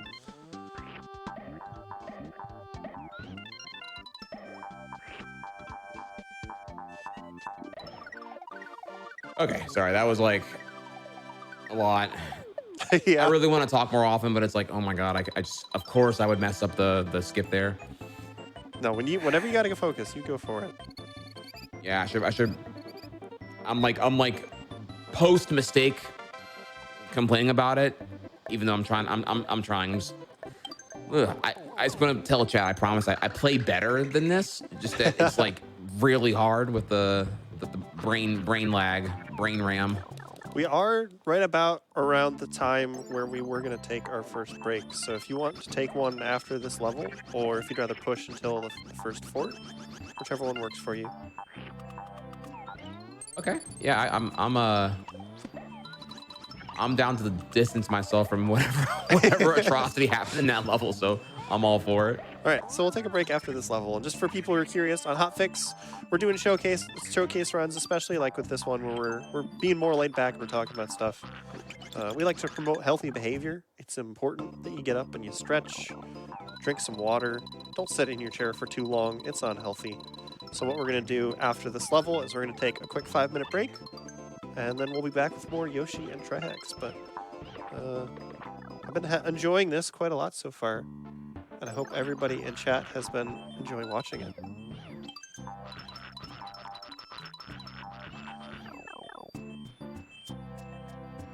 Oh, so what I was saying is that thank you for that, by the way. I was saying I do think I need like 6 months to really get to the substantial growth that I would desire with playing this game. Mm-hmm. I don't think I would get that with just playing Yoshi Island passively between other big games I want to play, whether it be like Elden Ring or, Tunic or, I don't know, Breath of the Wild 2, whenever that comes out. Like I need to be on Yoshi night and day, full focus, no distractions, 6 months straight, for me to really crack past all the gunk and really start making like phenomenal progress, I would say. Or just dramatically lower my expectations because, growing to the point where Calco has with this 15-minute leap in time save, I think just requires that. That's how I build confidence in it. Like, I tell myself I'm committing to this for the next 6 months to get there.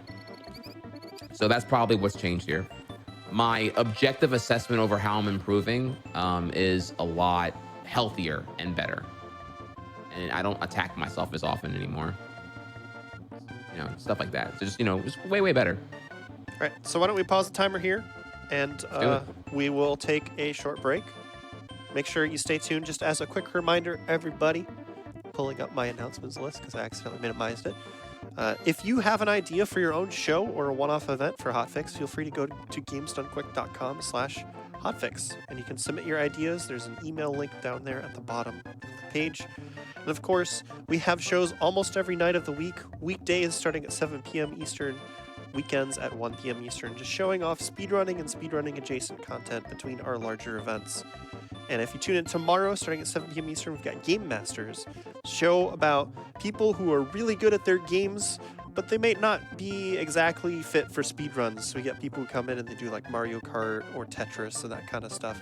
They're showing off just really people who are very skilled at games And after that is 10 p.m. Eastern. It will be Time Capsule, where they cover games, speedruns of games that were released in the same year. So you're just sort of getting a collection of speedruns looking back at a particular year.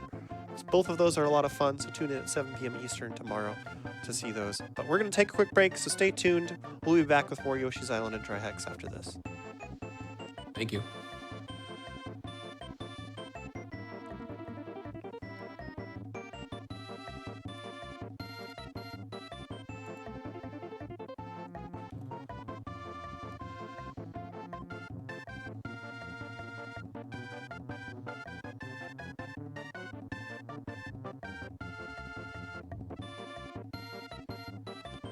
Welcome back, everybody, to the Community Spotlight. Hope you all had a good break there. Hope you managed to get some water, stretch, etc. But we are going to be back here with some more Yoshi's Island. Just as a quick reminder before we get into that, though, Frost Fatales is coming up. Tune in February 27th to March 5th. You can type !FF in chat or go to GamestoneQuick.com/FrameFatales for more information. And of course, we would appreciate it if you would consider subscribing to the channel. Hotfix is supported in thanks to your subscriptions and bits. And we'd really appreciate it if you consider it. But we've got more Yoshi here. Whenever you are ready, give us a countdown. We will resume that timer. Gotcha. 3, 2, 1, go. All right. All right, we're back. So one thing I wanted to ask you about, since you were just talking about, the difficulty of trying to juggle games and Yoshi, and we were talking a little bit before we went on air, and the topic of hurting yourself trying to play a game because you're trying to force it came up, and I'm curious what it was you wanted to say about that, because you're like, hold that, save that for on air, about like trying to force this is yourself the to juicy topic. speedrun a game. Okay. Wait, we're about to do a helicopter skip right here. Hang on.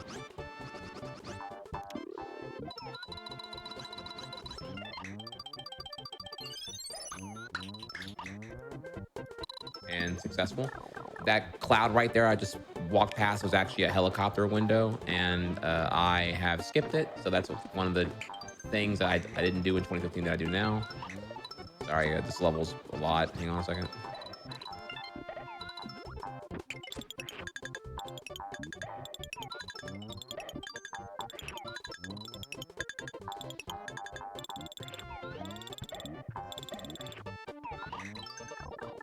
Okay, so yeah. So the question started with this offhanded discussion we were having about what is my favorite split in all of my speed runs, and then I was like, well, actually, I think it's easier to answer what my least favorite split is, because I don't really know if I've ever thought about, like, what my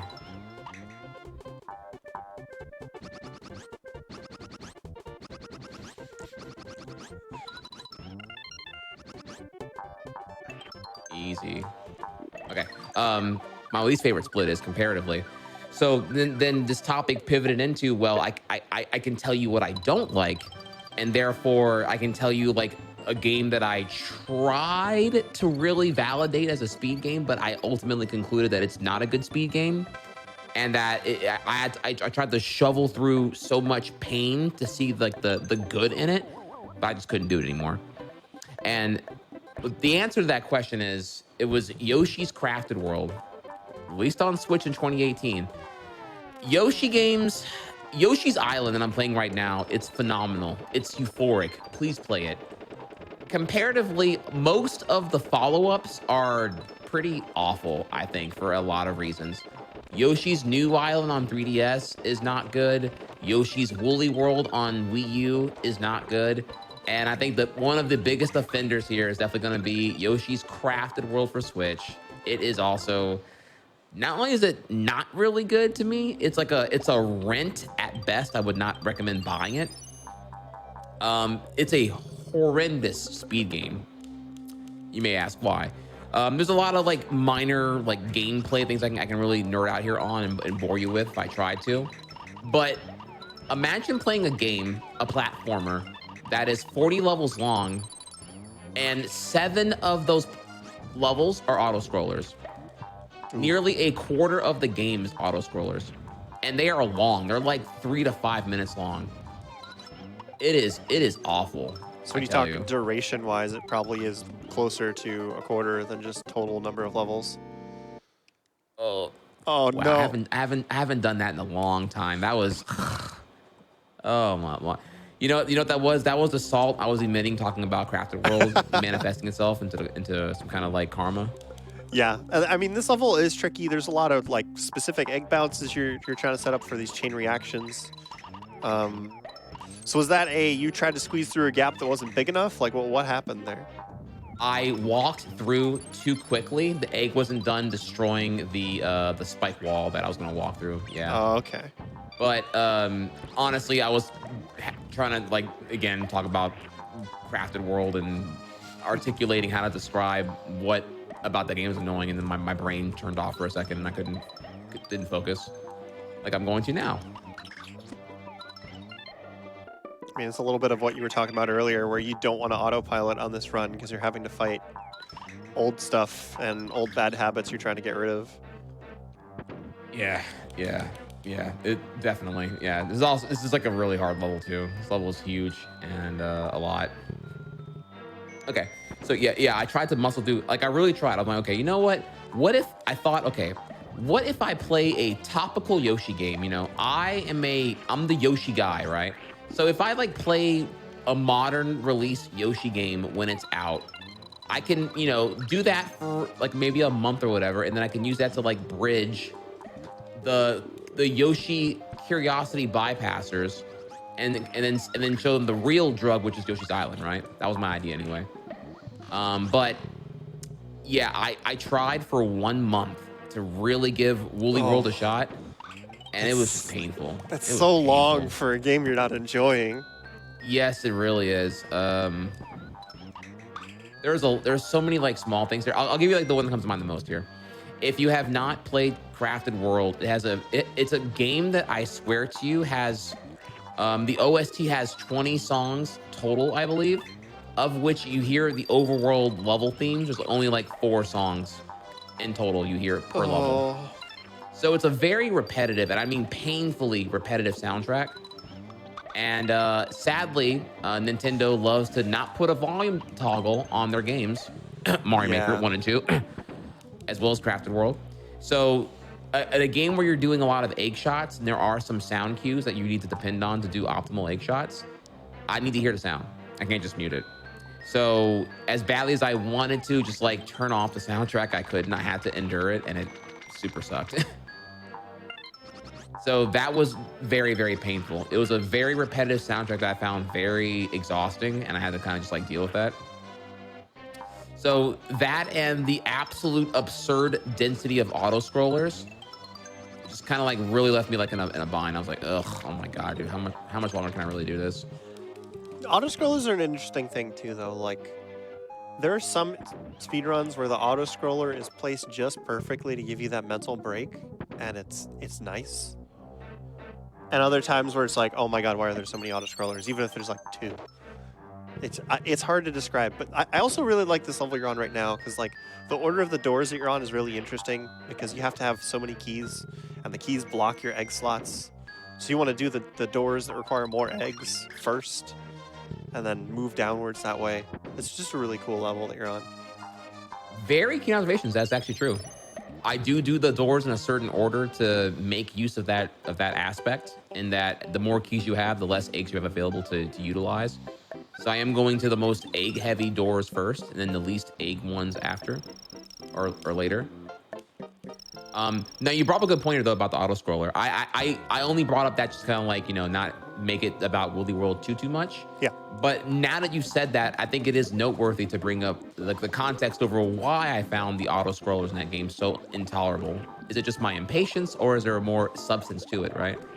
And the answer would be,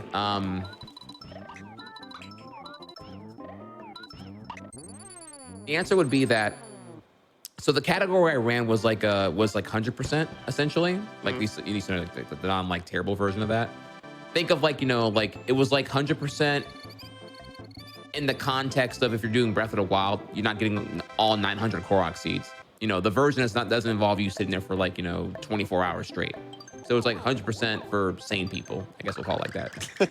Well, anyways, It's called all front side flowers, but I didn't. It's not really important to explain like what that means. Just 100%. That's like not like 8 hours long or whatever. Just like ridiculous. Is it similar to some other games where it's like 100% no post game sort of deal, where it's like you're just removing the super grind heavy part of the 100%? Actually, that would be a valid reason to like maybe consider it. No, it's dumber than that. What it is like in the game, you have to play the level and then revisit the level again to get the next accomplishment. You can't even open the mission that gives you the collectible until you beat the previous mission. Oh. So you just you enter a level and collect the one thing and then come back out and then go back in it again to get the next thing. You can't multitask at all. The game is really annoying with its very frigid mission structure. So unless you enjoy playing every level like 3 to 5 times strictly to get the next collectible because you can't multitask it at all or synergize it with the mission, then you're gonna hate that category. It's just that lame. Anyways, the auto scrollers, why they're so annoying is because when I would do all collectibles, the hardest part of the game was not actually the. I gotta get this thing quick here. Was not the platforming. It was the ridiculous, brutal mercilessness of the auto scrollers. For some reason, the game, it's so weird. The game has no checkpoints for the auto scrollers. Really? Let's jump here real quick. Yeah, it's and the auto scrolls, they're long. They're like 5 to 7 minutes long. It goes on forever. So what happens is like there are some sections. Remember, also by the way, you have to like ride these like Yoshi themed vehicles that have like horrible controls. Holy crap! So like. There's no tight platforming. You're usually riding a vehicle of some type. And there's points where you have to like shoot all the stuff in one section. And only then will like the mystery enemy pop up who has the thing you need. You have to hit that mystery thing in time before it runs away. And you get one chance. And that one chance may be 3 to 5 minutes into a 7-minute long auto scroller. And you got to deal with this a quarter of the game. So TLDR, the hardest part of the game is non-platforming. It's auto scroller vehicle shenanigans, and I dread games where like the mini games overshadow the core gameplay. And I'm like, dude, I'm here to play Yoshi, and I'm playing stupid vehicle, I don't know, mini game simulator, whatever. I don't know. Like, it was burning me out so hard. I could not take it anymore. So I moved on. And that's my story about Craft World. I mean, you mentioned that, and I had a visceral reaction because like a 5+ minute auto scroller with no checkpoints, that's not even good for casual play. Yeah, that's just like if you die on that, even in a casual playthrough, that you just hate that. You would hate it. It's have you ever played Crash Bandicoot 4 by chance? Or do you know of it? Is that the new one? The new one that came out on like PS4 in 20. Yeah, I haven't actually played that one yet, no. So it's very hard. And if you ask anyone in like the GDQ chat, for example, they'll tell you that like, if you're a casual player, 100% that game is absolutely brutal and not even fun to go for because of what the game asks of you to do. I would argue it's the same parallel with like Crafted World. I would argue very few players even bothered to like even give it a chance. Like they just moved on with it. Like if you're like, if you're a completionist, if you're a completionist, you're like, yeah, I'm about it. And it's like, nah. In Crash Bandicoot 4 and Woolly World, you are so like, okay, my time is better spent doing other things. I've gotten that way with a lot of games recently, where I used to be a completionist in almost everything, and then it's just like, I'm kind of done with this game. I'm gonna stop doing collectibles. I'm just gonna finish the game. Also, the last couple levels, we've been having more of those red coin dupes. If people were curious about that, we've seen a couple more examples of those going on, including a double dupe that happened, I think, in the last level.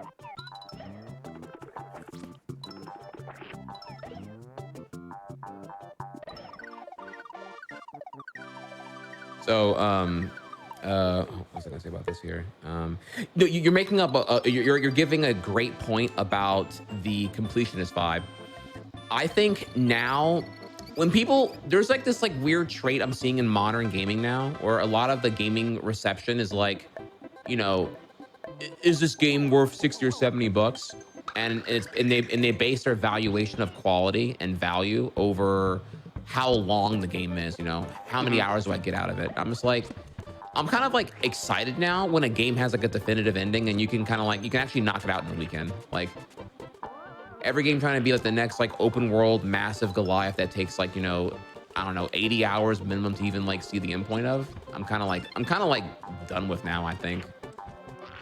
Maybe I'm an adult now. I don't know. I'm just kind of like, I'm good on like every game being this second part-time job I didn't know I signed up for Yeah. to like get there, you know?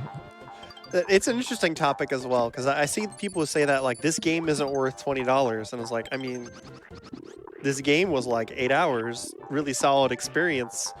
I played it again immediately as soon as I finished it. Like, I don't understand how people price what they think a game is worth.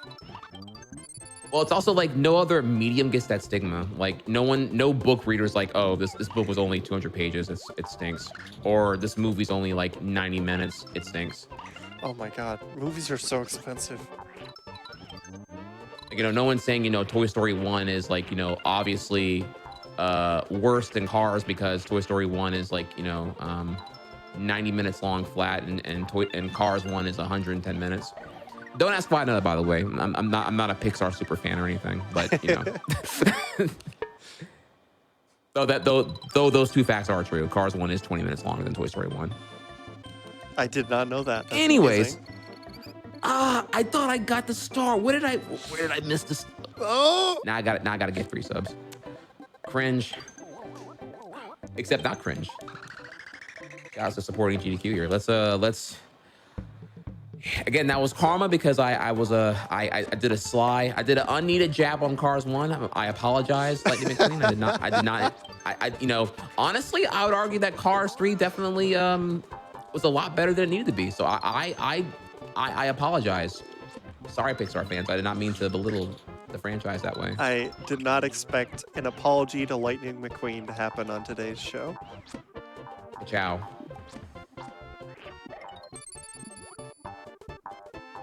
Notice what I didn't apologize to. I didn't apologize to Mater. I don't know if I don't know if I've gotten over Cars 2 yet, honestly.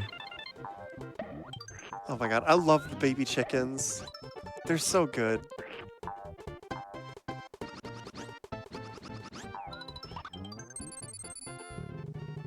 All right, if I get a red egg, no, I have to. Okay, so I have to like take the slow route here. We're gonna go around checkpoint ring. Well, Trihex focuses on getting it right this time. The baby chickens, they appear in only a couple levels. They're on a shared sprite slot for things that are level specific. So there are ways you can juggle them to the next level, but then they do weird stuff if you force them into the next level with an egg juggle type thing. You can make them orbit you because they try to home in on you. They're just absolutely just this ridiculously weird and silly mechanic that did not need to exist and is just like the perfect example of the devs of this game putting in cool stuff just because they could. All right, well, I'm standing corrected here. Bork has used Google Foo on me and has corrected me that Toy Story is only 81 minutes long, and that Cars 117 minutes. So it's even longer. Compartmentalized, and I had remembered that Toy Story 1 was 90 minutes or less, and that Toy Story and then Cars was approaching 2 hours. So, you know, I'm gonna revoke my Pixar fandom has been revoked, and I now sit sad and alone. Your Pixar fandom that you said you did not belong to checks notes 5 minutes ago. Opinion invalidated. Oh man.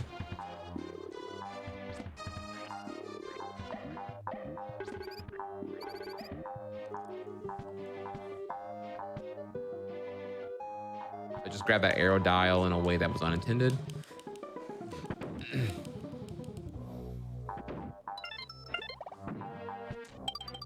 All right, so we're gonna do like one of the most notorious gate hacks in the game. This one here is like really annoying. Oh, first try, let's go. All right, that is a very scary one because essentially I only have like 5 tries to like get it if I, you know, however many eggs I have on me. So if I had failed that, I would have had to go back and just like, given I'm hiding space here, What I was doing right there was going backwards in that section to get to the end in the beginning, and I was gate hacking to skip the part that you're supposed to do. Yeah, But and if to I fail the gate hack, then I have to go back to the beginning because I'm at the end in order to something. I don't know. Help me out yeah, here. it's to explain real quick. Gate hacks are weird because you're bouncing an egg off of them in a particular way where they just pop open from the wrong side. And it seems like when you have that many eggs, you should be able to just try it a bunch of times because you can catch eggs when they bounce. But to make the gate hack work, you have to make it bounce enough times that you're destroying the egg for each attempt. So that may not have been clear, but for it to work, the egg has to bounce on the gate a couple times in fast succession, and then it just pops open. They're all kind of specific to each gate on how they work. Thank you for that. My brain was melting. I was like, oh my god, how do I even explain this? And I explain all of it like after it already happened. So like chat's like extra hopeless on computing what I'm even trying to say. Things happened. I went fast.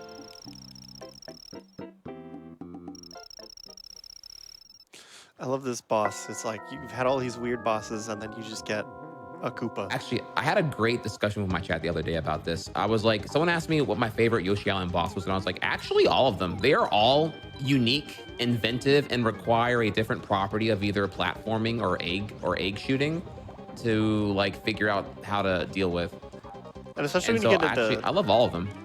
especially in the speedrunning concept, some of the what might be considered more normal, boring bosses take on an extra aspect. Like when you get swallowed by the frog, we didn't talk about it because we were talking about mentality at the time. Like bouncing it off the side of the stomach and into the weird stomach uvula does more damage. Nice blast off. Thank you, thank you. So like getting the right angle on that to do more damage, decrease the number of egg throws. There's the big blob boss with the heart in the center, where if you throw off screen, you can hit directly on the heart and decrease the number of egg throws. There's so many little things you can do on the bosses to make them like more speedrun friendly that adds depth over what they have casually. Absolutely. Also, the blast off, that's just one of those things. I don't think we still know why that works. It just does. Yeah, I've done it for so long now. I actually don't even know how to do the intended version. I think, what am I even doing there? I don't even know anymore. Like, I'm buffering the ground pound. I don't even know anymore. I don't know. I just do it because it looks cool. And it looks cool and it's not slower. So I can get away with it. Yeah. If you had asked me like 5 years ago, I might remember why that works and why that does what it does. But at this point now, I'm just like, whatever, it's faster. There's a way you can do it to get extra height that can lose time, but I think you can avoid that by doing it in a particular way. I don't remember how you avoid it. I just remember that you can. There's some more red coin duping, yeah.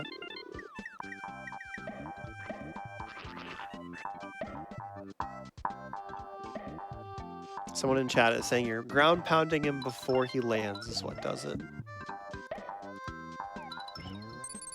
And that's the what you do to make it work, but like mechanically why the game does that, I have no idea. You ground pound the boss the right way, Yoshi go flying and it's funny.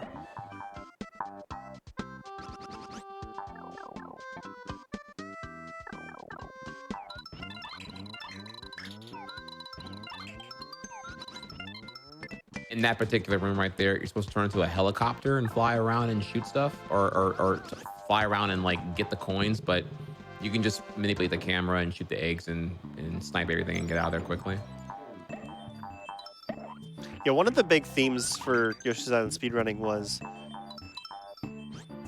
trying to skip the transformations whenever possible, because the animations are just several seconds long. Even if it's a faster transformation, like the helicopter can fly pretty fast, if you can skip having to do that animation twice, it's really nice.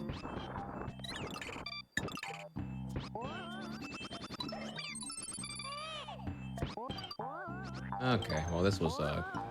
I've gotten hit a ton, and you can see what happens now. I got hit once, which put me in a bad position, and then I got hit multiple times after, and now we're in a really bad position.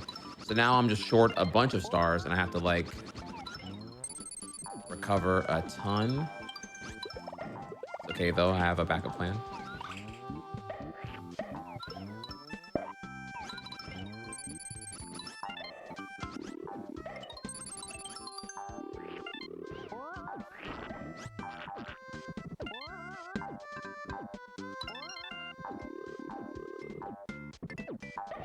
There we go. Nice recovery. Thank you, thank you. That one was pretty easy because there was a surplus of stars in this area that you can use. But yeah, hopefully we don't have to like, explore whenever things get dire, which can happen elsewhere. Yeah, and if it's small shortage and there's no those extra like star clouds, sometimes you can just get a red egg, get by with that. But the clouds are faster when they're around. The one thing you never want to have to do is the stupid red flowers that spit out the stars one at a time. Oh, so slow. Oh my lord. Yeah. Like if you're in a dire situation, it's an option, but you don't want to take that option. It just feels bad.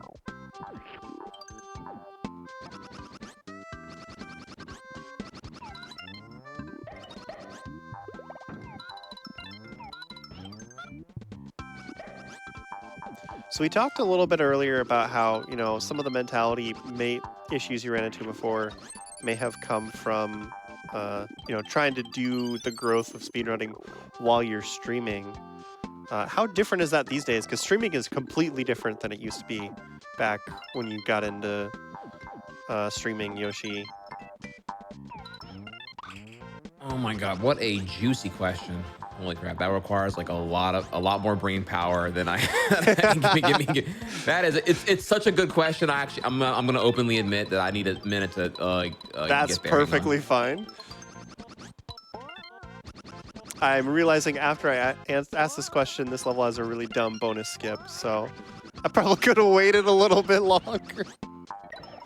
Okay, you asked how is streaming for growth different than streaming for speedrun progress growth, right? Is that what we're asking? A little bit, yeah. So like when you first got into streaming speedruns, it was a very different atmosphere. And now you're trying to like have a better mentality, and streaming is a completely different game now. So like how does that affect it, you know? And you know, looking at growth's part of it, but well, okay, so it's a good question. To be quite frank, I've been streaming now since February 2011. I have accumulated a loving, trusting community that I owe the world to. And I'm definitely at the point now where I'm economically stable. So I don't really have to like, you know, have the critical dire thing about, you know, certainly I'm ambitious. I always want to evolve my content, but I don't have to like worry about like, you know, collapse month to month. yeah. Like I may have had to comparatively when I was like stacking, you know, being a full-time university student and having a, you know, being a part-time waiter and streaming as often as I can back in yesteryears of like 2014 and before. So back then it was always like, I felt like I had to always go for like explicitly streaming for growth, which meant always doing what I was known for, which is Yoshi's Island. These days now, people are invested in like, you know, my journey and being able to sympathize with what I'm currently going through if I make it relatable enough. I think everyone has hobbies and passions, and people seeing me hop on something as like visceral and, you know, visually vivid as Yoshi, it's really evident, especially when you see like, you know, the controller cam, which is exclusive over at twitch.tv/tryhex. When you see the controller cam, you're able to like really contextualize how many buttons I'm pressing and how like absolutely insane this game is on the APM and everything. So, yeah, everyone's just down. I don't have to like, I don't have to worry about like doing runs at a certain ratio because I can just focus on improving at the game. So I look at it like rather than the, you know, getting PB and world record is the content, rather it's you're coming along with the journey of me getting better at the game, and that's the content. Yeah. As long as I'm having a good time and I make it like, I make it consumable, engaging, enlightening, and I contextualize it like I'm doing now with like a GDQ run, I'm contextualizing what you're watching and it makes it all the more immersive for you as the viewer. So I think as long as I do that, everyone, would within a certain ratio subscribe and support, and I can keep doing it because clearly they're enjoying it. So that's kind of what I do now. Like, I make it very transparent that like, hey, I'm not world record material, but I can be if we like, if enough dedication and time is put forth on it, we can definitely get there. Nothing's impossible. It's just more like about, do I feel like spending 6 months to get better at the game? Do I feel like spending 2 years to get as good as Calco, hypothetically here? It all depends, What do you want to do, chat? So you think you can knit the world's best pillow. Maybe you are not good at knitting now, but if you got very competitive on like your knitting proficiency over the next like 2 years, I bet you could, right? Yeah. Same thing. So you think that the growth of your stream has helped you really fight off some of that bad mentality because you don't have to worry about the health of your stream? Yeah, I think you know what? Yes, because I didn't really acknowledge being a community leader of my community back in 2014. I felt very alone by comparison. I was a speed runner who just happened to stream. Now I am okay with, proud, and accept that I am a streamer. I'm a streamer and content creator who engages in speed running. I am more than just speed running. I am more than just how good my records are. Mm-hmm. I felt like in 2014, I was only as good as my world record and my PBs. If I wasn't going for world record, there was no point in speedrunning the game I was speedrunning. It's a very toxic, superficial, and shallow worldview to have, but that is how I thought at that time. I am much more mature now and have a way healthier outlook on everything since then. I feel like even now it's not an uncommon mentality for people to have for their stream. It was more common back then, but I still feel like there's people who fall into that trap these days as well. Possibly. I think it's a phase. I think you get over it eventually. Like, also, by the way, so we're currently in 5-4 right now. This is the hardest level in the game, in my opinion. That contains the hardest skip in the game. Fact, not even an opinion on that one. That's definitely a fact. That's not an opinion. It's true. We're going to be going for the dreaded 5-4 skip. There's going to be a very long auto scroller that takes about, I'm just going to ballpark here, almost 3 minutes to ride through in this level that is currently 5 minutes long. That sounds about right. We can save 70 to 75 seconds by going for the skip. That involves doing a whole bunch of stuff that's absolutely crazy.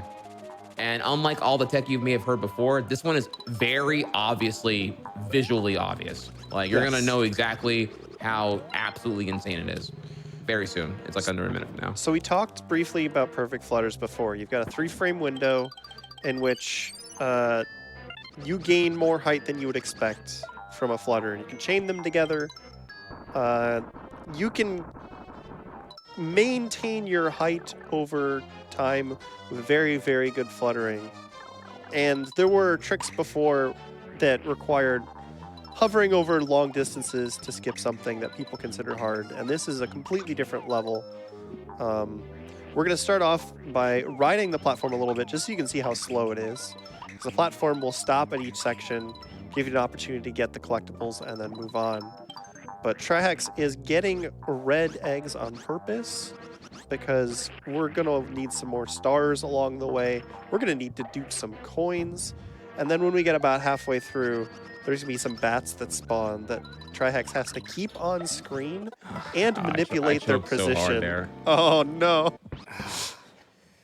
So what I did there was yeah, this is like a...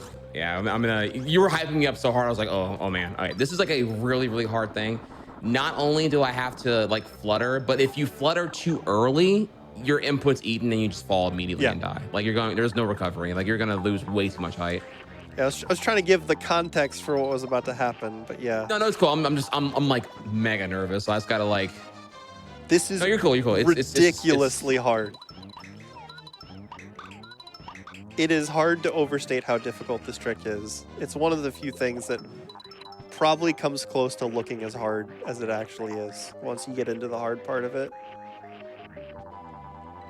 But the thing that's hard for viewers to notice, that if you're not familiar, is the bats at the end. Because they have to stay on screen, and you have to manipulate their position subtly so you can bounce off of them and gain height at very specific points.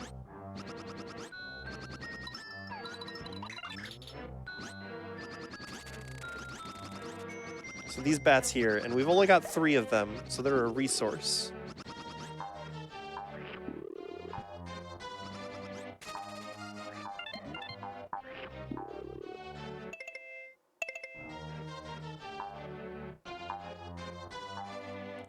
And we missed that first coin dupe, but you get just retry it by throwing the Shy Guy off, let the coin respawn. You can try it again. So that was really nice.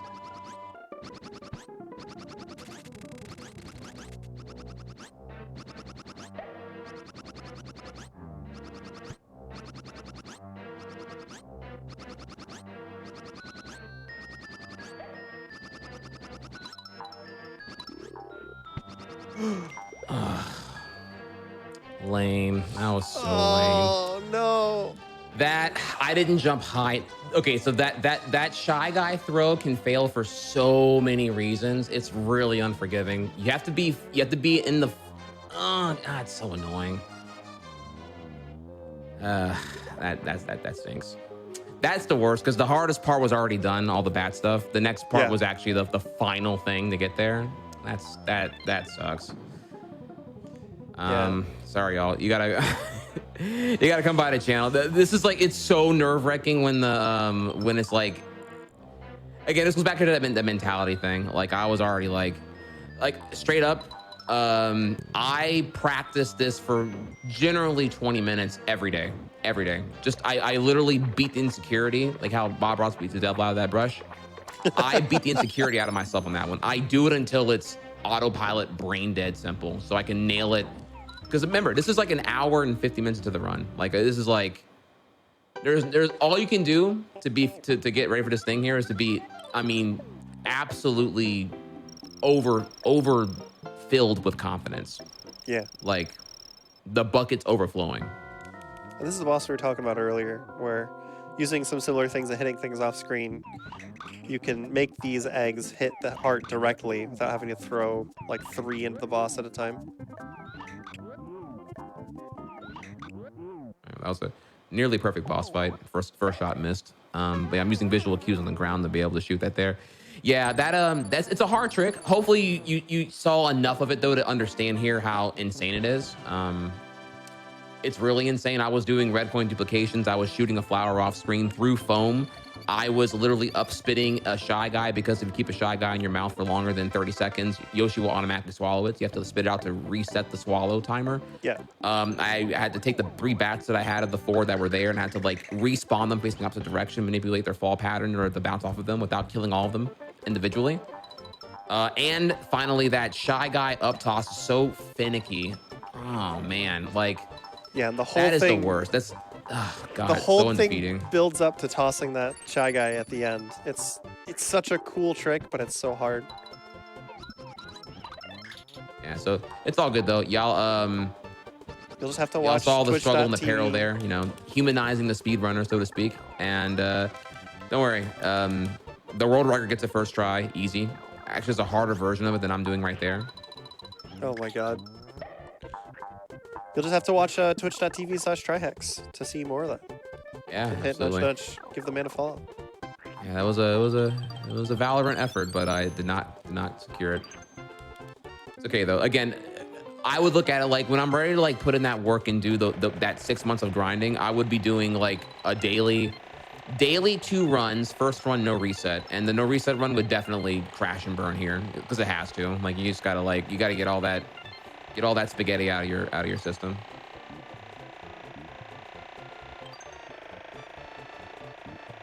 And by the way, when that fails, so the skip saves about like I said, depending on the version you try, the easier and the harder version, it saves between like 40 to 90 seconds. But if you fail it even once, you lose over a minute. Like it's just the risk reward is absolutely not in your favor at all. So you gotta get good. You gotta get very, very good. It used to be considered not RTA viable, and then it used to be considered not worth it because it was so hard to do, and you were going to fail it most of the time. And now I think pretty much every top runner just goes for it. It helps that there's an easier version now too, but it's just how much the skill over time has evolved. But even Indeed. the top runners lose runs to that trick. It is very hard.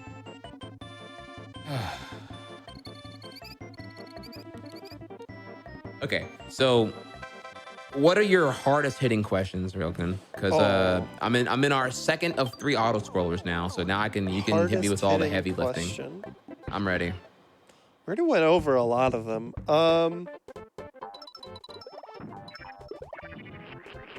Okay, Let's see, here's a good one. Okay. If you were approaching this game from a fresh perspective, what's like the one big trap you would avoid? Because you say you think new runners would have it easier because they can learn the run as it is without having to deal with the old stuff. What would you? You know what it is though? Actually, excellent question. When I was saying new runners have it easier, I meant because they don't have to deal with the emotional baggage I have. Yeah. Like I'm attacking myself for not being as good as I used to be. I'm a retired pro wrestler who's trying to keep up with the new kids. That's a uniquely returning veteran criteria to deal with. A new runner doesn't have a previous version of themselves to compare it to. So every instance of progress is like a new wonderland of like validation. I don't have that. I'm getting better at the game, even though I'm 7 years of rust. And all I can do is think about how better I was 7 years ago. So if I don't put enough effort into my mental exercise, I will actually invalidate my own efforts of improving. And it'll just make me sad and get more burnt out, I think. Yeah. So I think a new runner doesn't have to deal with any of that stuff. And it's like way easier for them. But also just like, oh, I love playing catch with the chicken. That's so good. But like what is one like mentality thing that if you knew going in, like you got the fantasy book situation where you get to go back and start over, what would you do different going into this game to like the one big mental trap to avoid if you're trying to pick up Yoshi?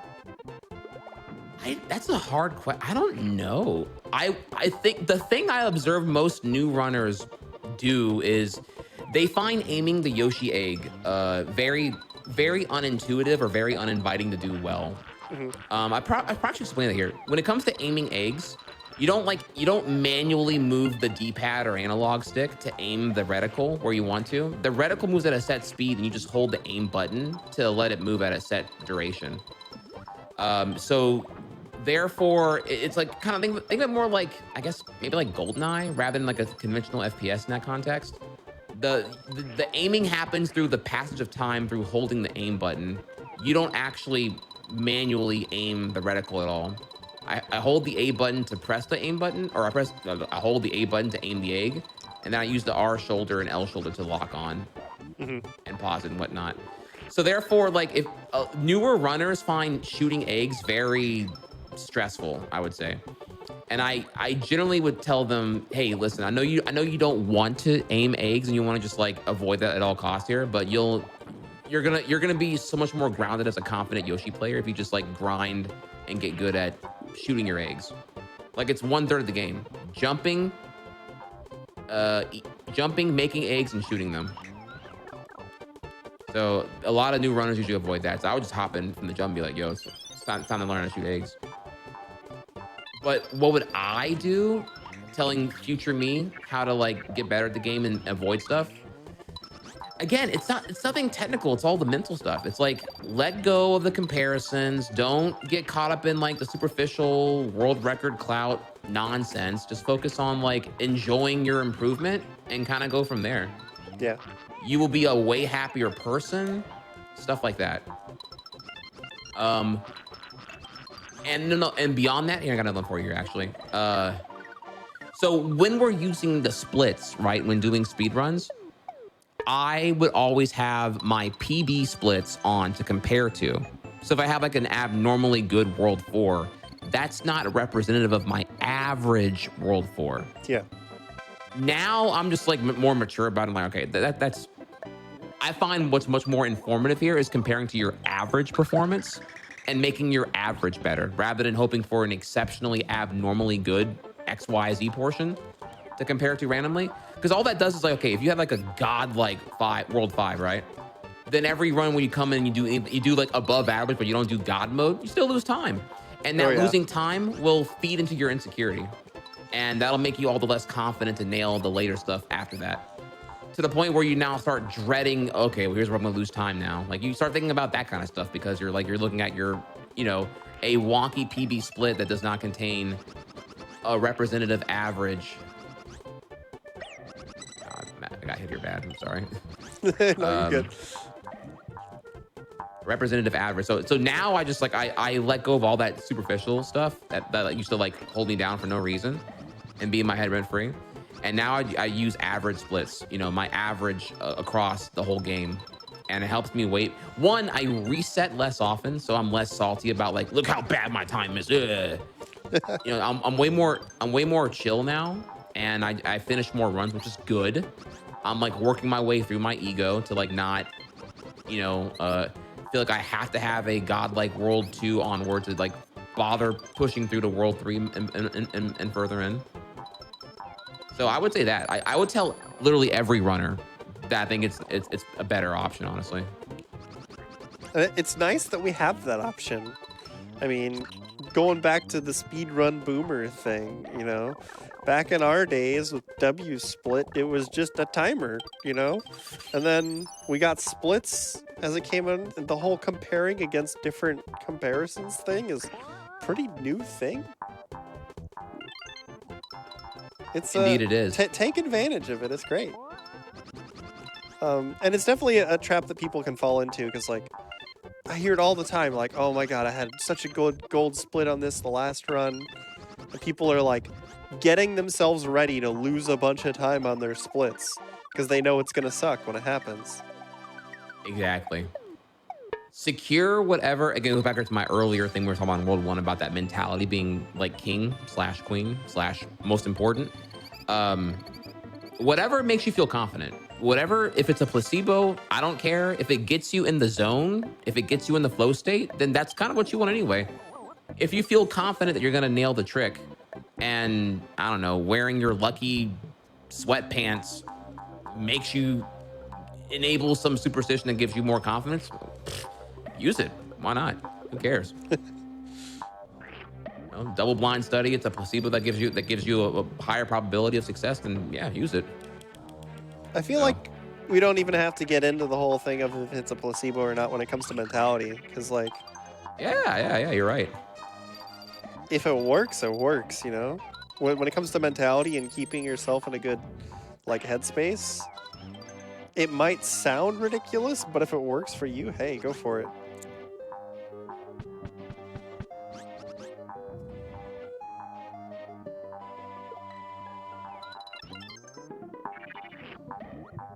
I'm also just very familiar with using splits like that in the past, and it would just always give me insecurity. It would just, I'd always beat myself down over like how I didn't do as good as this run, because today is like 2 weeks later than that PB, and it's like, whoa, I've been playing this game longer than then, and I'm playing worse now than I was then. Why am I so bad at this game?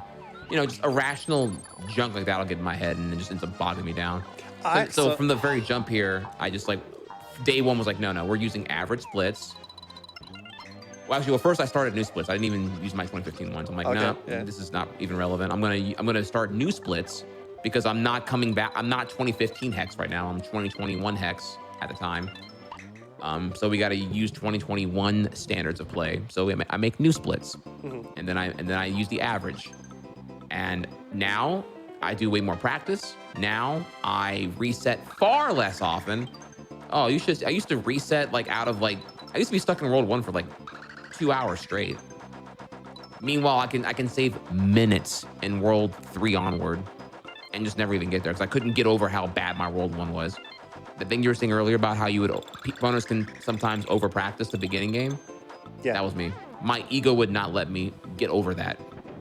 I desired and demanded perfection in early game at the complete neglect of late game, and I didn't know how to deal with that. I feel like there's a related topic here that is a kind of a pet topic of mine, in that I feel like people just don't ever say nice things about themselves. And then you get into this habit of only ever being negative about yourself, and then it can come back and bite you when you're doing stuff like speedrunning. Because then you're drilling in on the stuff that you did wrong, the time loss, and then you don't think twice about that gold split. You're like, oh, hey, nice gold split. But man, that level before really sucked, you know? Absolutely, yeah. What happens is I think the again we go back to the thing I was saying earlier about how like I definitely was doing too much monotonous speed running and not enough like work life balance or like other games and casual games and whatnot. I had like numbed my dopamine and pleasure and reward centers to say, okay, well, I expect perfection in my speed running and nothing less. So when I get sorry, all right, got it. So when I get perfection, it's my new normal. Like there's no longer like a 1 through 10. It's rather like it's only 1 through 5. Mm-hmm. And if I get perfection, I expect that that's my 5. I'm now neutral again. And playing anything less than perfection is a 4 or lower. I never actually get happy anymore. I'm no longer satisfiable because I crave perfection now. Entitled to that daily, on demand, infinitely. It's a horrible mental state to get in, and I think like it's not exclusive to speed running, but I think that speed running in isolation for too long can cause that to develop in your own perception of reality, and that's scary. Yeah, for sure. So And people so are, that's what I think I was going through in 2014. And I'm going to say here again that I'm blessed to have a phenomenal community, and all the opportunities at GDQ have been great. And I'm so much happier now than I was. I definitely, I don't know, just have a lot more clarity and I'm more aware of my mental boundaries as I try to get stronger and deal with things here. So, you know, me even being back on Yoshi now, given how I felt like I was suffering through imposter syndrome and all this baggage over how I felt like I was never good enough. You know, I'm able to do it. It's like a huge weight off my chest. You know, I'm back on Yoshi on my terms, and that feels good. how much do you think that, like, the difference between just maturing in general and having the time away from Yoshi to, like, introspect? Like, what do you think the balance is there between the two? Ooh, that's a good one. I don't know. I feel like a lot of people, you know what really it is? I don't think I have enough of a sample size of individuals who have gone through what I've gone through to really give you that answer. I would really need other people who have like, who speed ran and then came back years later to really say, because for me, it's like, okay, I can say what mine is anecdotally. Mm-hmm. You know, in 2014, I wasn't working out. I got into working out.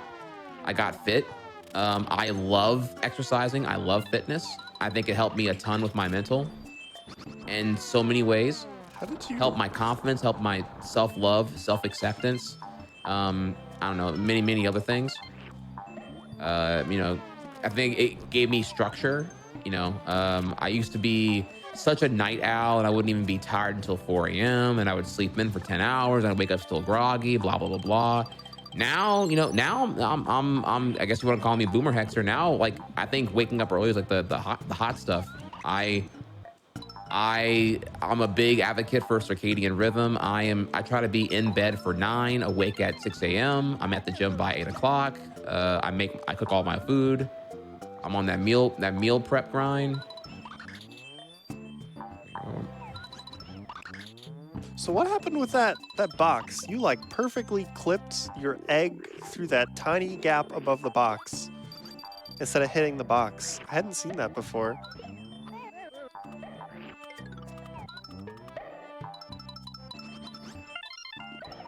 Ooh, wait. I might have a bonus here. Hang on. Oh, oh, holding. Nah, we cool, baby, we cool. Okay. The crate? You talking about the that wooden crate thing? Yeah, like at the start of the level, you did the egg shot into the crate, and then it just like didn't hit it and Oh, squeaked okay. through the gap. So there are 2 red coins in that cave, in that crevice behind that crate. The egg can shoot through the crate, but Yoshi can't move through the crate. Hmm. So there's this really unforgiving shot you can do that like the angle is cooked enough to like slide through that crevice and go all the way to the 2 red coins behind all that, if you do it correctly. But the shot's kind of like ridiculously unforgiving. So I just kind of, but you can go for it. So I just go for it and see if I can get it. And if I get it, cool. If I don't, then I just have to Okay. push it manually. I didn't get it though. The egg got hit in the wall and died. Sadly. For clarity, for chat, this is, aging my Yoshi's knowledge. My Yoshi knowledge is all old. So I see that and I was like, oh, that looked fancy, but it didn't work. What was that? Keen eye though. So yeah, I don't know what I gained due to the break away from this particular speed game compared to then. I know that my lifestyle changed. I'm much more nutritionally diet aware, exercise aware, circadian rhythm aware, and I think a lot of my lifestyle has changed since then. And that may have given me a healthier or like a more like a better outlook on everything. But I would really need other runners who have like been on that grind as long as I have to be able to really give us like a objective with like varied data, conclusive answer, I would say.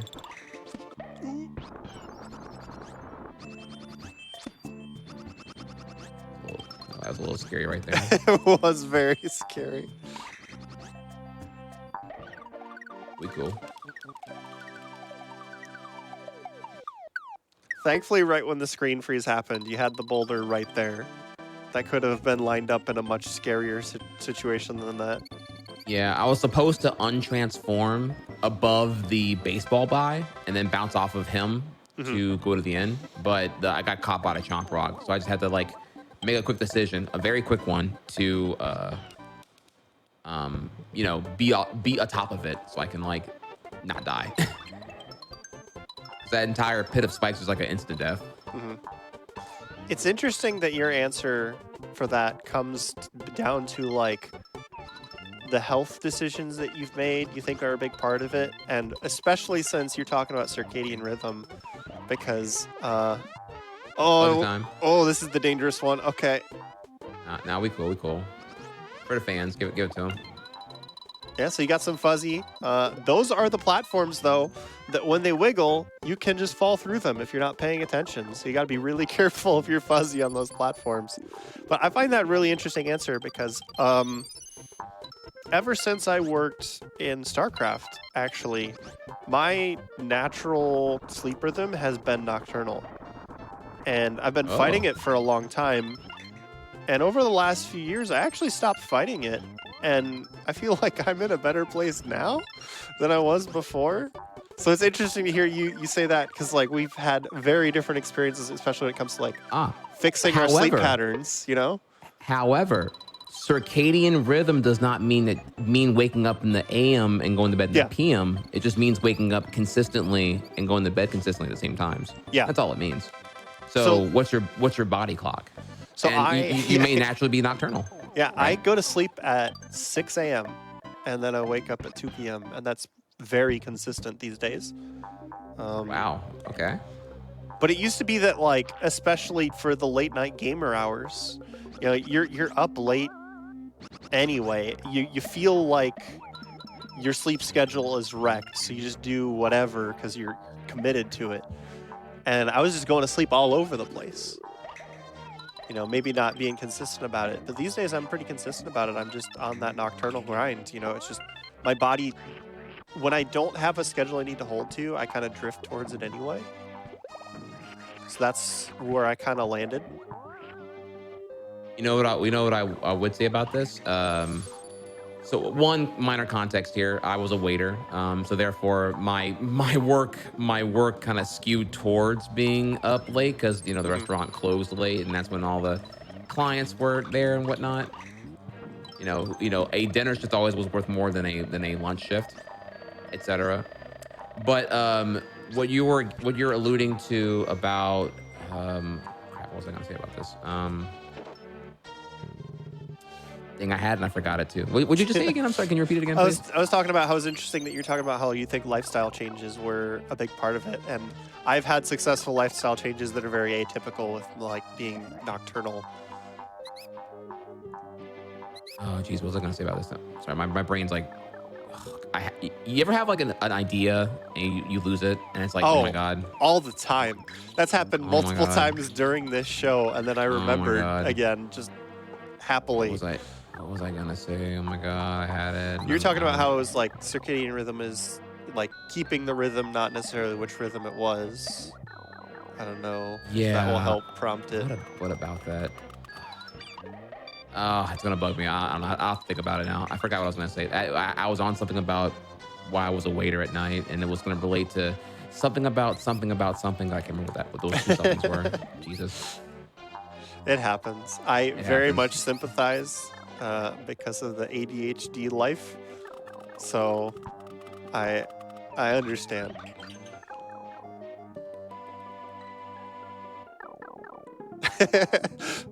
I like this comment from chat. First time chatter. Why are we talking about circadian rhythms? This man's goaded at Yoshi's Island. This is unreal to watch. Bro, what was I gonna say? No, because circadian rhythm is. Okay. I remember now.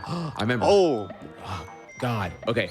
So it's not even about the sleep and wake times of circadian rhythm are cool, mhm. but what we're not talking about, this is the part I think everyone sleeps on, is the wind down.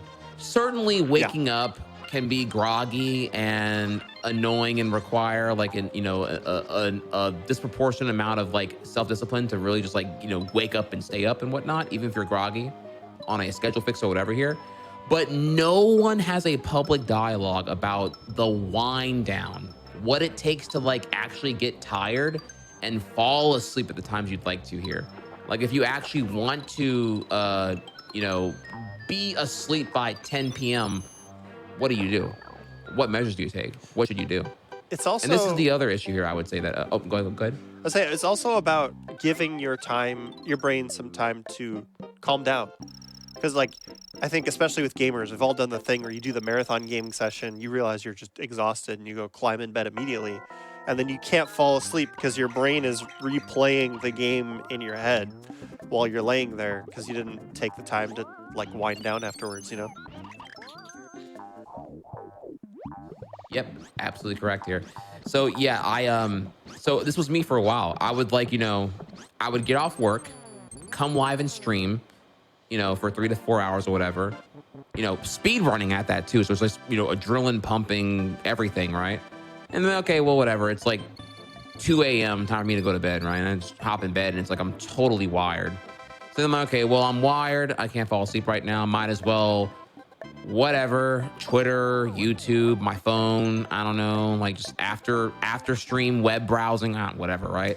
Hmm. And it's just like it's all this stimuli of whether it be social media, watching Twitch, who even knows, right? It's just like all this stuff is wiring me up, not powering me down. And it's like no wonder I couldn't fall asleep until like 4 a.m. I sat there and did like probably the worst thing possible to get my brain to slow down. I did an interactive live stream, so I'm like in presentation mode, I'm in broadcast mode.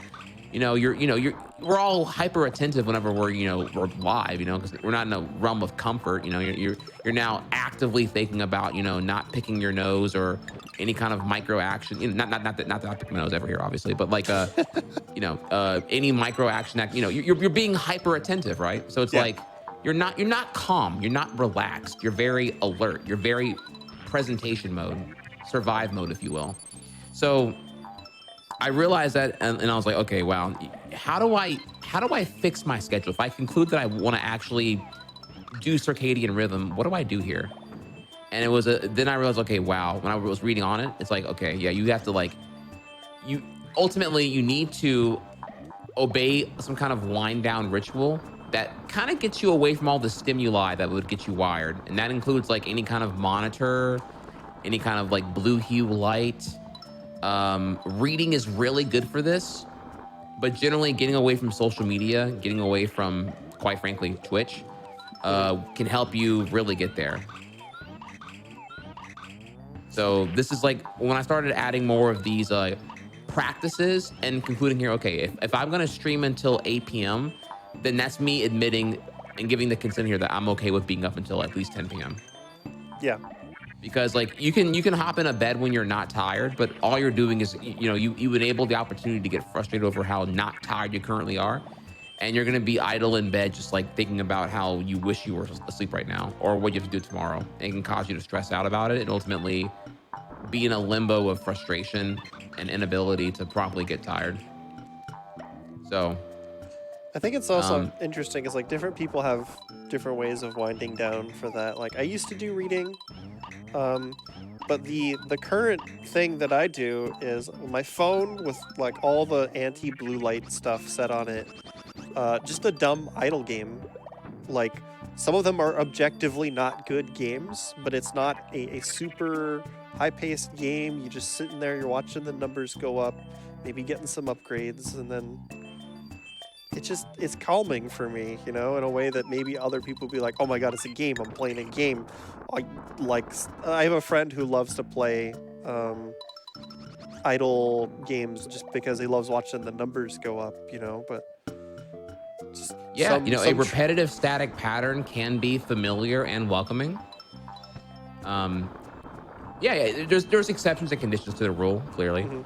But it's just like, if you hop on like, one quick session of like, Valorant, 13 games or whatever, right? Like it's like, yeah, you're in voice comms, you're in dynamic situations, you're making a lot of decisions. This is not really ideal for slowing you down, I would think. But results may vary, depends on what you want out of it and everything. But the point is that like, I used to not even go that far with it. I used to stream. I'm like, okay, well, if I gotta go to bed at 10, I'm gonna stream until 9:30. And then I would just like, and then I go offline like at 9:50, and it's like, okay, time for bed. And it's like, it's so not even close to realistic on like how things actually work. So I find that even getting self-aware now on like, okay, a wind down may be necessary to get to my schedule and circadian rhythm goals. Just even acknowledging that you may need to do that is a, Mhm. a really good dialogue to start with yourself, I would say. Yeah, it's Because I didn't important. get on this until like literally last year. And it's been great for me. I've had promising results.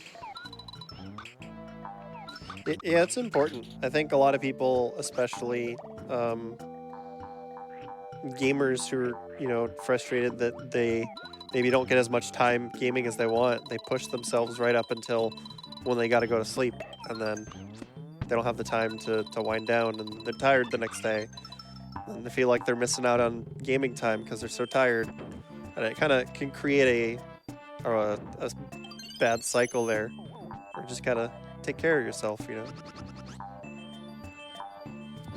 All right, this is going to be a really hard. So this trick, Trihex is trying to jump on the first frame that he lands, because for some reason doing that here can skip the auto scroller skip. The auto scroller trigger, I should say. I got it. And you can tell when you get it because the camera doesn't pan up like that. Oh, geez, that is so stressful. Oh my god, yeah, it's a frame perfect jump that is like just brutal. So I gotta get that like 1/60th of a second. It does save about 35 seconds, so I get about 4 tries before it's like officially bleeding on time. Mhm. But And it's definitely one of those ones that's definitely it's worth going for. It's one of those tricks that you can kind of get a feel for over time once you're in a good place with the practice. yeah. So that's what I've worked on now. I work on circadian. Oh, no, I was gonna say, about that. The other hot tip I got for you here about on the context of like self-regulation, circadian Mhm. rhythm, scheduling, yada yada yada, is that um, if you find that you're currently struggling with like self-discipline and accountability in the context of like time management, because you were bringing up early here, like you want more time in the game and whatnot. I do think it's fair to look at the fact, how do I put this here? When you give yourself less time, and I'm sorry, when you give yourself structure over allotment to do things, like if you just say, okay, well, I'm off work now, time to like do as much World of Warcraft as I want to until whenever I want to go to bed, right? You just give yourself like an unspecified amount of time that's completely, victim to your emotional impulse.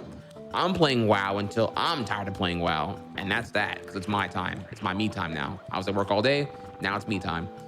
The thing about it is, like, when it comes to being productive with time, whenever you give yourself rationed slots to dedicate it to things, you're ultimately giving yourself less or more structure to do things. And when you have more time to manage, or when you're a more productive person, you ultimately value time much more. So like, right now when you get off work and you just like, you just hop on like a 5 to 7 hour session of like, anything, FF14, WoW, whatever.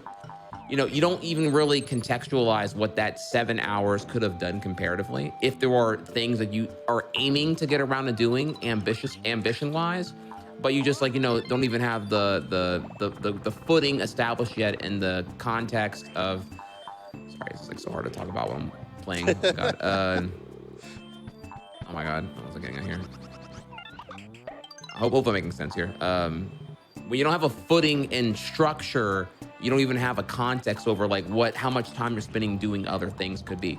This is not meant to say that, doing gaming and other, impulsive or necessary fun things is automatically the anti-productiveness. Clearly, they contribute towards an anti-burnout, anti-fatigue, pleasure center, whatever it may be here. But, I think that, someone completely unstructured in their time regimen has no clue the value of 2 hours compared to me, who very much, because I work out 4 days a week, because I meal prep daily, I eat clean, I work out, I balance fitness and streaming, and being a content creator, which are all very time demanding things here. I know the value of 2 hours. I know, for example, as contextualized earlier, I know that if I'm not up at 6 a.m., meaning I will not be able to be at gym at 8 a.m., I either have to like order takeout to get the calories I need for that day to go do the workout, or I must cut gym in order to like get the time I need to then be live by noon. Up at 6, at gym by 8, done with gym by 10, come back home, shower, prep, and then I'm able to stream by noon at latest. I You feel know what like I'm saying? one of the things that you said very casually in there is actually really important as well. Yeah, because I get what you're saying, but um, Talk to me. stuff like meal prep, where cooking in a different way, where like a lot of people, they will make enough food for a single meal. And like knowing that you can scale up certain meals in a way that they reheat just fine um, is another way to gain time. Like I like to cook in batches that will last me a few days, and that means that for the next few days, I've got a meal that either I can shove in the freezer and like defrost easily overnight, or just grab it out of the fridge, and that's easy meal prep time. So like if I know that I'm gonna have more time demands coming up, I'll make a big meal beforehand, and that's another way you can gain some time like that.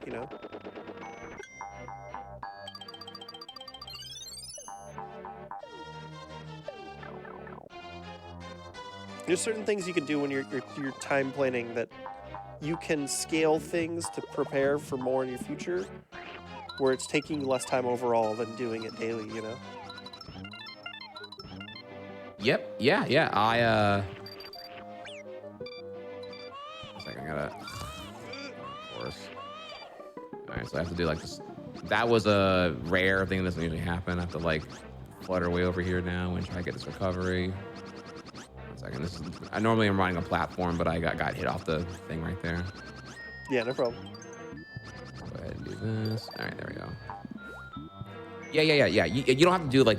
I was trying to only bring up what I do just to kind of contextualize the part about the value of time and like contextualizing time spent. Hmm. doing stuff. Not necessarily that.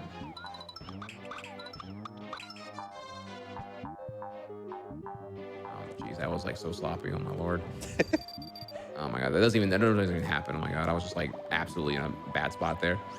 Um, yeah, that doesn't mean that what I do is better than anybody else. Their routine, just like this is like how I perceive time Oh comparatively, no, yeah, and that's it's given me a lot more structure, and I find it way easier to abide by. And it has helped me a ton actually. yeah, So maybe there's something in that's there useful for other people to like look into and relate to if they also like I want to do better. I want to get more of my own goals accomplished, but I don't know how. I don't know where to begin on getting more time. I don't have any time in my day, and it's like, mhm. well, let's start with like, like I don't know how you perceive time. Then possibly. Sorry, I'm kind of making this as like some kind of like self help thing now, but like No, you it's can like tell what kind of mojo I've been on the last between 2014 and now in the last 7 years, where I've like kind of changed my worldview in a lot of things. no, yeah, it makes sense, and it more like I wasn't trying to dial in on specifically what you said, just that like especially if you're struggling with time management and you feel like you're always short on things, there's things you can look into where you can save yourself time in the long run by spending some more of it now.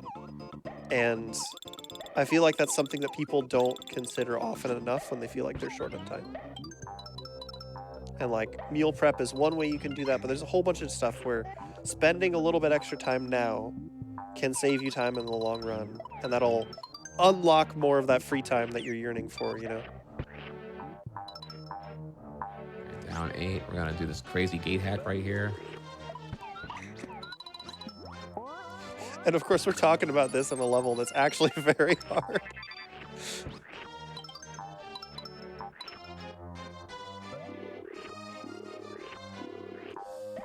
Yeah, yeah. Like sometimes that guy just gets broken there. So oh boy, this has been such a bad level here. This is No worries. out of SpaghettiOs is like the World 1 level I did earlier. Yikes. Okay, get me out of here. Ugh. Okay.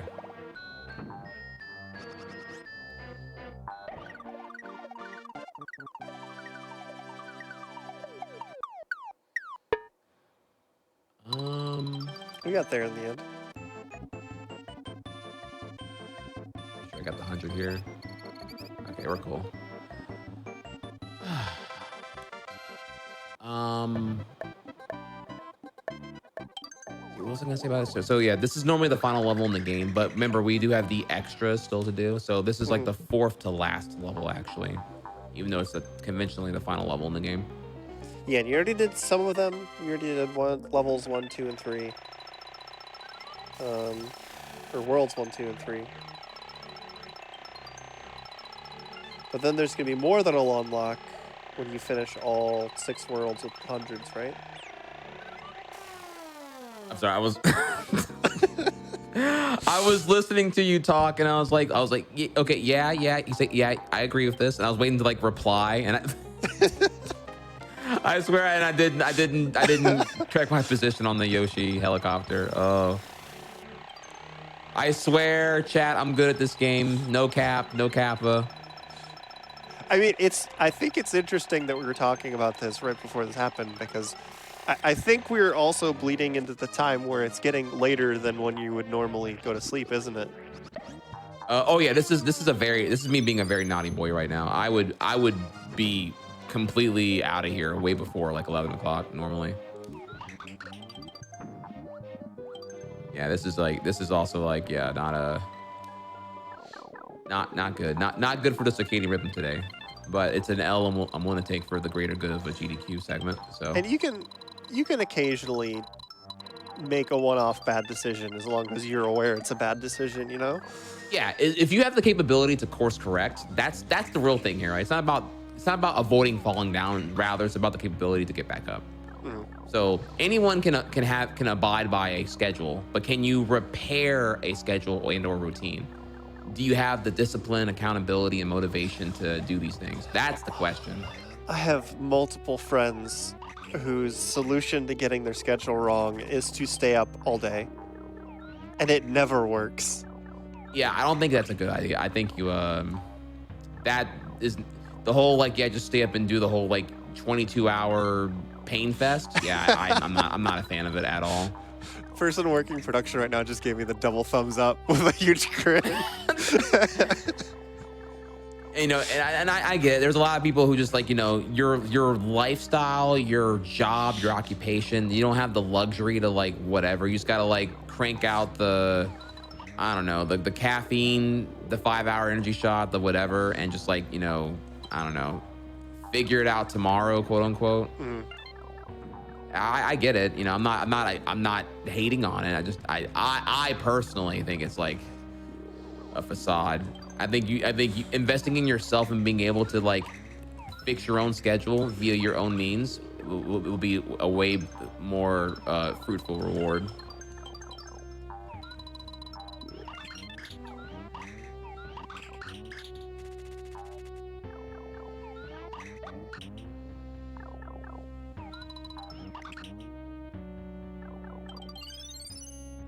So this whole auto scroller here and that final star ring Hmm. are a huge thing. Because if you get lucky with Kamek spawning enough enemies and the red eggs, you can get enough stars where you don't need to take the ring. And it looks like we didn't quite get there this time. Yeah, that this is true. You can it can save you 1 second in full if you were able to accumulate 30 stars prior to that checkpoint ring. But yeah, I didn't. One, I was just talking way too much. I was trying to like talk, and I can't even like my brain can't even do those two things at the same time. Like talk and figure that 1 second time saver out.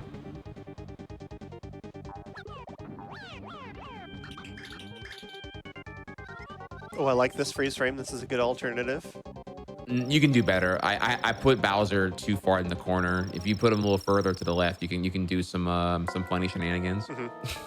involving Yoshi's tongue if you wanted to. Yeah, there's a fine tradition of freeze framing Yoshi's tongue in weird positions at the end of this boss because there's just a few seconds where your position just gets frozen.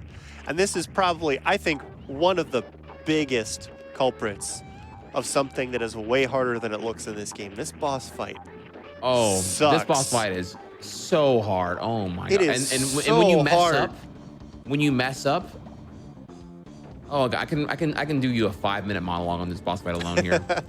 When you so the boss has a total HP of 7 hits. After the third hit, Bowser moves so fast that what you're aiming at and where he'll be by the time the egg travels to him are two totally different areas.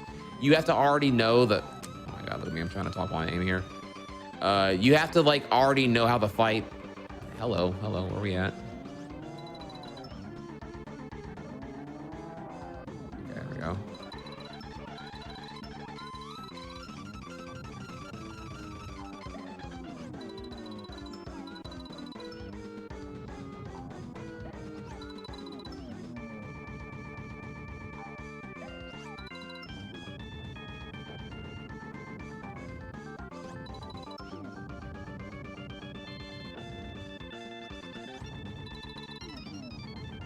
Wait for it, wait for it, wait for it, wait for it. Oh, I did not. Oh, Oh man. I was being quiet. That's so Oh hard to my. do. It's oh yeah, it's like it's such a hard read. I wish I could just show you like a screen cap of like the success and failure on that. That shot is when they're that far back, it's so unforgiving. Oh my god. The Almost margin though. for I error mean, on it is very small. all right, so 3 levels left. Oh wait, sorry, that was actually critical right there. I accidentally swallowed the enemy. You actually do not want to do that. That was an accident. Hmm. I'll let his little spike ball fall down, as you saw right there. Then upspit him, because the upspit's a continuous hitbox that allows the slime thing to get out of your way. And more of those off-screen hits on the slime to make them shrink to their small size and only one hit.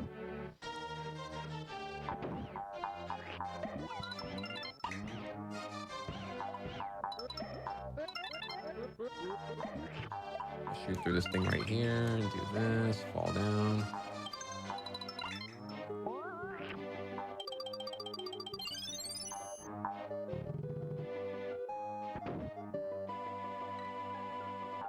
because I'm playing on the Japanese version. The level's gonna spell out Yossi here rather than Yoshi. A few little trivia from the regional differences. So kind of get a Yossi in chat. I gotta wait for the stream Yossi delay. Island. Yeah, that's a whole interesting rabbit hole to dive into, is the weird world of romanization of Japanese characters.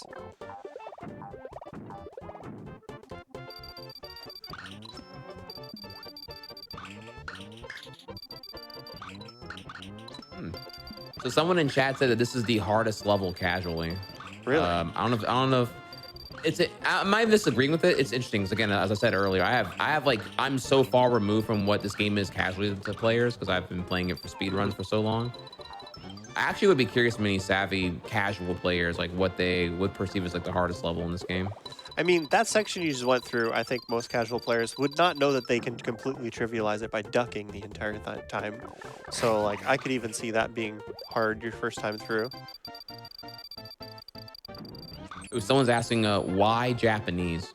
There's actually some huge Yoshi Island speedrun lore here because for most games, the answer is Japanese because dialogue's faster than English characters, and that's why Japanese because it's faster is generally what the answer would be, right?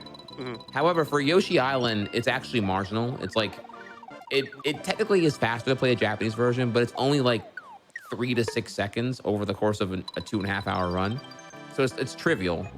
The actual reason that the Japanese version is the primary version for speedruns of Yoshi's Island these days is because, well, you see, back in the olden days of 2007, generally in speedrunning, there was this huge like language barrier where not until around 2010 did any of the Western English-speaking speedrun people we knew there was a Japanese scene, but we didn't know what they were saying at all. We didn't have anyone who conveniently spoke Japanese and English and could tell us what they were saying or what we saw their timetable, their leaderboard, if you so to speak here.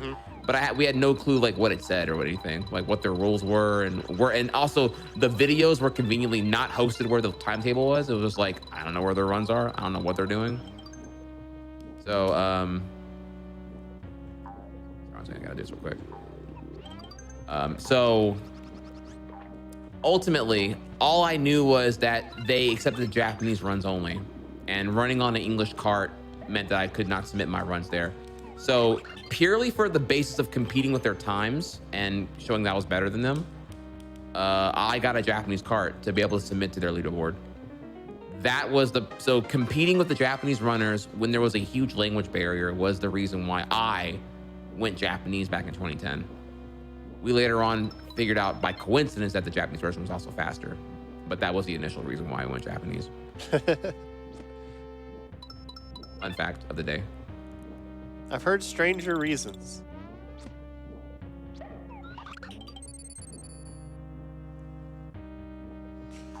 Oh, that's a good question. Somebody in chat's asking, have you ever tried to play this casually post speedrunning? I don't think I can. It's kind of like getting red pilled. Like once you, how would I even do that? Would I deliberately ignore what I do for the speed run? Like, I don't even know how to. When I spend 14,000 hours doing it one way, how do I magically forget how to? I don't know. It's a weird question because why do I even crave escapism from what I'm trying to actively improve at? I guess I don't know. It's like there's like a million games I can play, literally anything else, and I can get that experience. Why would I want to put effort into?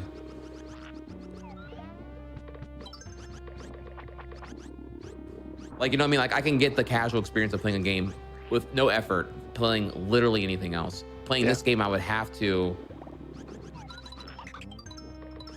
put a lot of effort into trying to play it casually. You have to forego things that are second nature at this point. Yeah, exactly.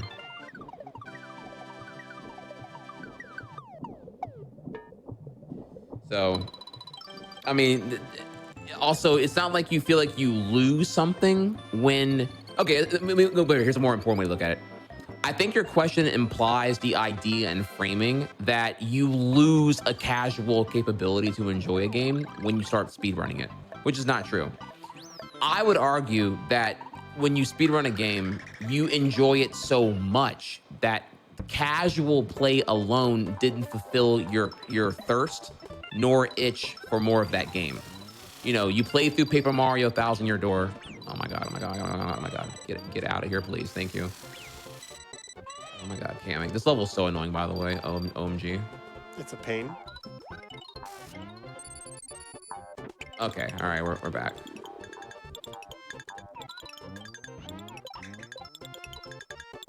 That was a little thing, but Trihex was waiting because if you're under 10 stars and you wait, you will get back up to 10. So Yeah. if you Yes. grabbed those stars early, you would have had to pick up more stars later on. Which, if you're only 1 or 2 stars under 10, can be the same time difference as just waiting to get back up to 10. Correct. Just like how Halo 2 invented dual wielding, Halo 1 invented regenerating health. And so Yoshi's Island borrowed from Halo 1 the idea of regenerating health.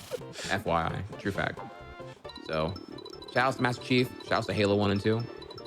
But Glad don't they innovated so hard that they did it after Yoshi Island came out.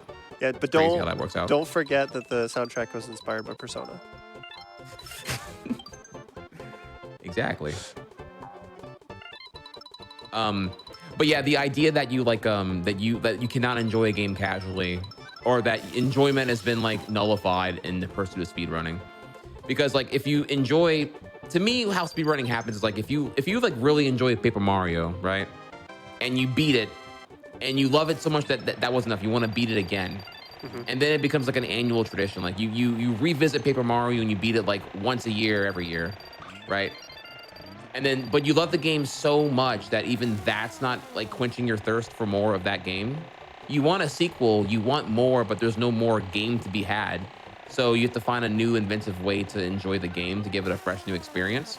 And quite frankly, speedrunning gives you a legitimate productive means to revisit a game again, you know, rather than play it and beat it again. Now you have to, okay, play it and beat it as fast as you can, which may introduce so many new paradigms to how to tackle that. And so you like notice here now, I'm just taking your itch for casual gameplay and I'm fulfilling your itch through speedrunning. And eventually over time here, it does go from being casual to like competitive and more.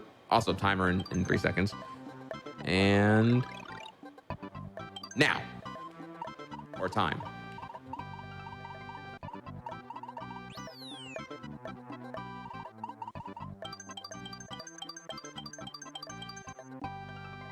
And of course, the important tradition here in Yoshi's Island is, did I really get hundo on everything? It's runner tradition to proudly show the score check on every level. It's important. 9 levels, 6 worlds, check them. It's the proof check. You gotta show it. And it gives you the little flashies.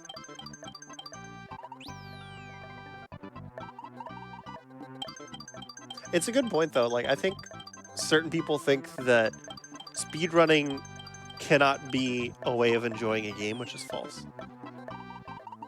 You can be grinding your speedrun and trying to get your time down and having fun playing the game at the same time. Absolutely.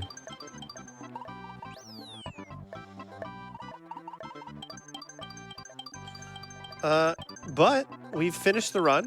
If you have anything else to add to that topic, go ahead. But I'd also want to cue you to plug yourself. You know, people can find you at twitch.tv/Trihex. Is there other places they can find you? Oh, well, thank you so much again. Yeah, I think, well, first, the topic, yeah, so it's like, I look at speedrunning kind of like a love letter to the game that you're playing, and that I do think fundamentally that you have to like love the game you're playing to want to push it further into the passion realm to full-blown speedrun it.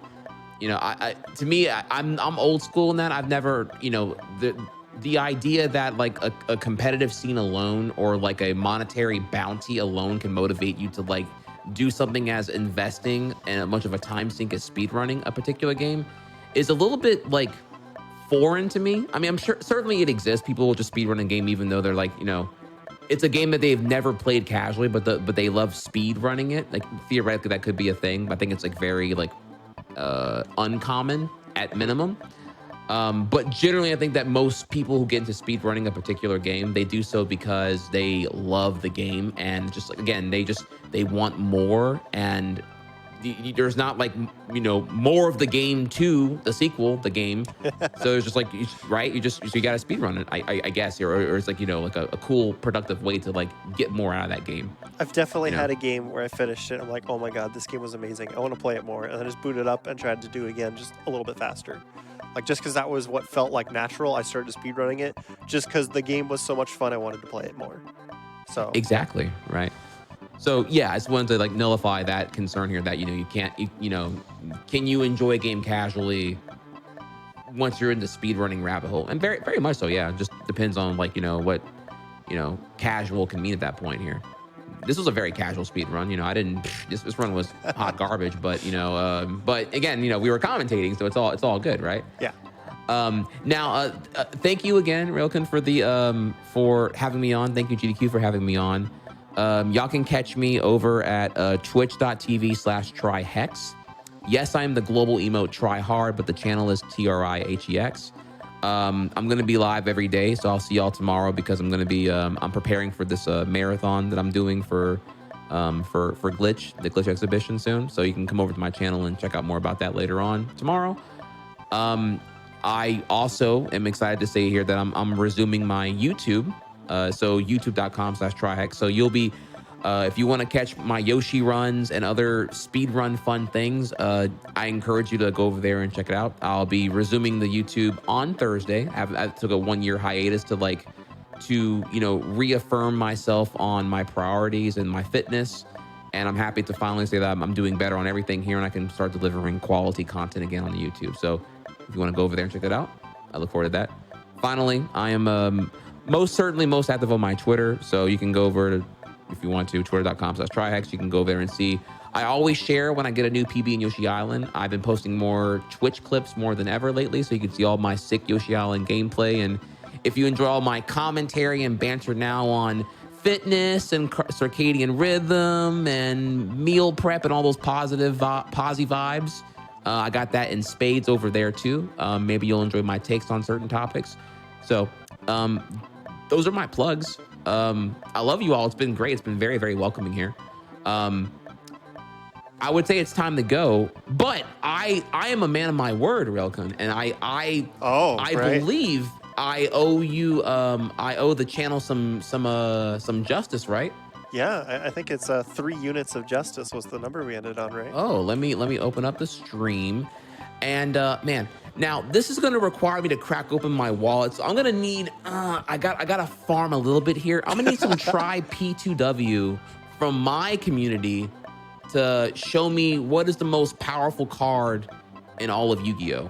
It's a little bit of a Yu-Gi-Oh joke here. And let's see here. just while we're waiting for the stream delay there, a lot of people were commenting that they really liked the atmosphere of this run. They liked the conversation. And Trihex just talking about stuff is not an unusual thing on his stream. So if you did enjoy this and you're not following Trihex, go follow. Seriously. Oh, thank you. All right. And I'm seeing some try hard, try P2W right now. Here it is. I'm coming through. One unit of appreciation per cringe I have inflicted upon y'all. Sorry about those 99%. I agree, they were quite painful. It happens though. But hey, look at the dub there. There you go. So congrats to Zelclow, Rog, and what's the other one? Daz Cat. Congratulations, y'all. So yeah, I think that's everything here. Again, YouTube, Twitch, and Twitter. Thank you again for listening to my rants on mental health and self-help and motivation and accountability and all that personal fun stuff. I think that's it. I had a blast. Thank you again, real good. This was fun. This was so good. I'm so happy that like we're seeing the evolution of even just me a little bit here, because like I was talking about possibly coming back to Yoshi on my last appearance, and I admit I was like I didn't know when I would come back. Yeah. You know, when I said that at that time, I do because it was like it was such a scary thing. Because I'm like, bro, I know the world record is 15 minutes faster than me.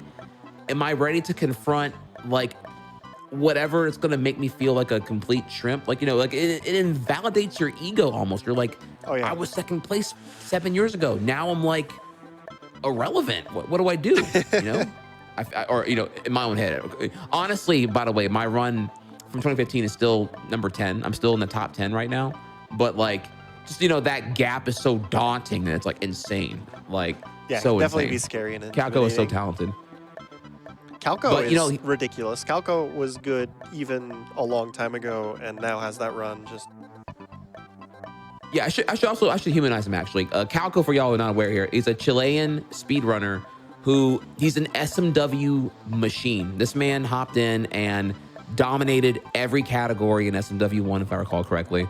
So whether it be, you know, 16 exit, 96 exit, 100%, or whatever the categories are in SMW, he's dominated every category, held number one world record in every category of SMW one, and then quite frankly, got bored of it, got bored of dominating, and then moved on to Yoshi's Island, and then came here and you know, I think in 2 years climbed to number one on Hundo after also hopping on any percent as well. Man, it's just literally built different. yeah. Crazy. So, But yeah, thanks. Was there anything yeah. else you wanted to wrap up with, or should we wrap things up there? No, I think that's it. Oh my god, it's 12:30. I gotta go to bed. Okay. So, yeah, I'm thinking like, yeah, it's probably 11. I might go on my stream and do some after party Q&A, but I don't know. It's kind of late. I might go to bed. So, no, love y'all. Thank you again. Big shout outs to Railcoon. Thank you. We're not strangers, by the way. We've if you thought that tonight's commentary was especially phenomenal, we go way back. Oh geez, like, have we known each other for like 10 years now? Is that getting there? 2013. long time. Very. If we're going by in person, 2013. I think we were interacting online before that, though.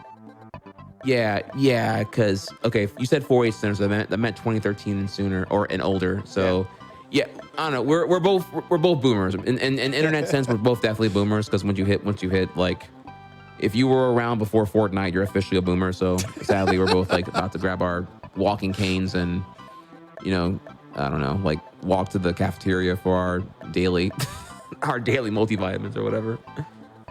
Oh my goodness, Trahex. Okay, well, thanks everybody for tuning in. Just as a quick reminder, Frost Fatale's coming up. Tune in February 27th to March 5th. For more information, gamesonquick.com/framefatales. And tune in tomorrow at 7 p.m. Eastern. Going to be Game Masters, followed by Time Capsule. Thank you, everybody. We're going to go to a quick break, and they're going to raid somebody. So if you're still hungering for more late night gaming action, stick around for a few minutes, and we'll send you in the direction of somebody. All right, y'all. Have a great night.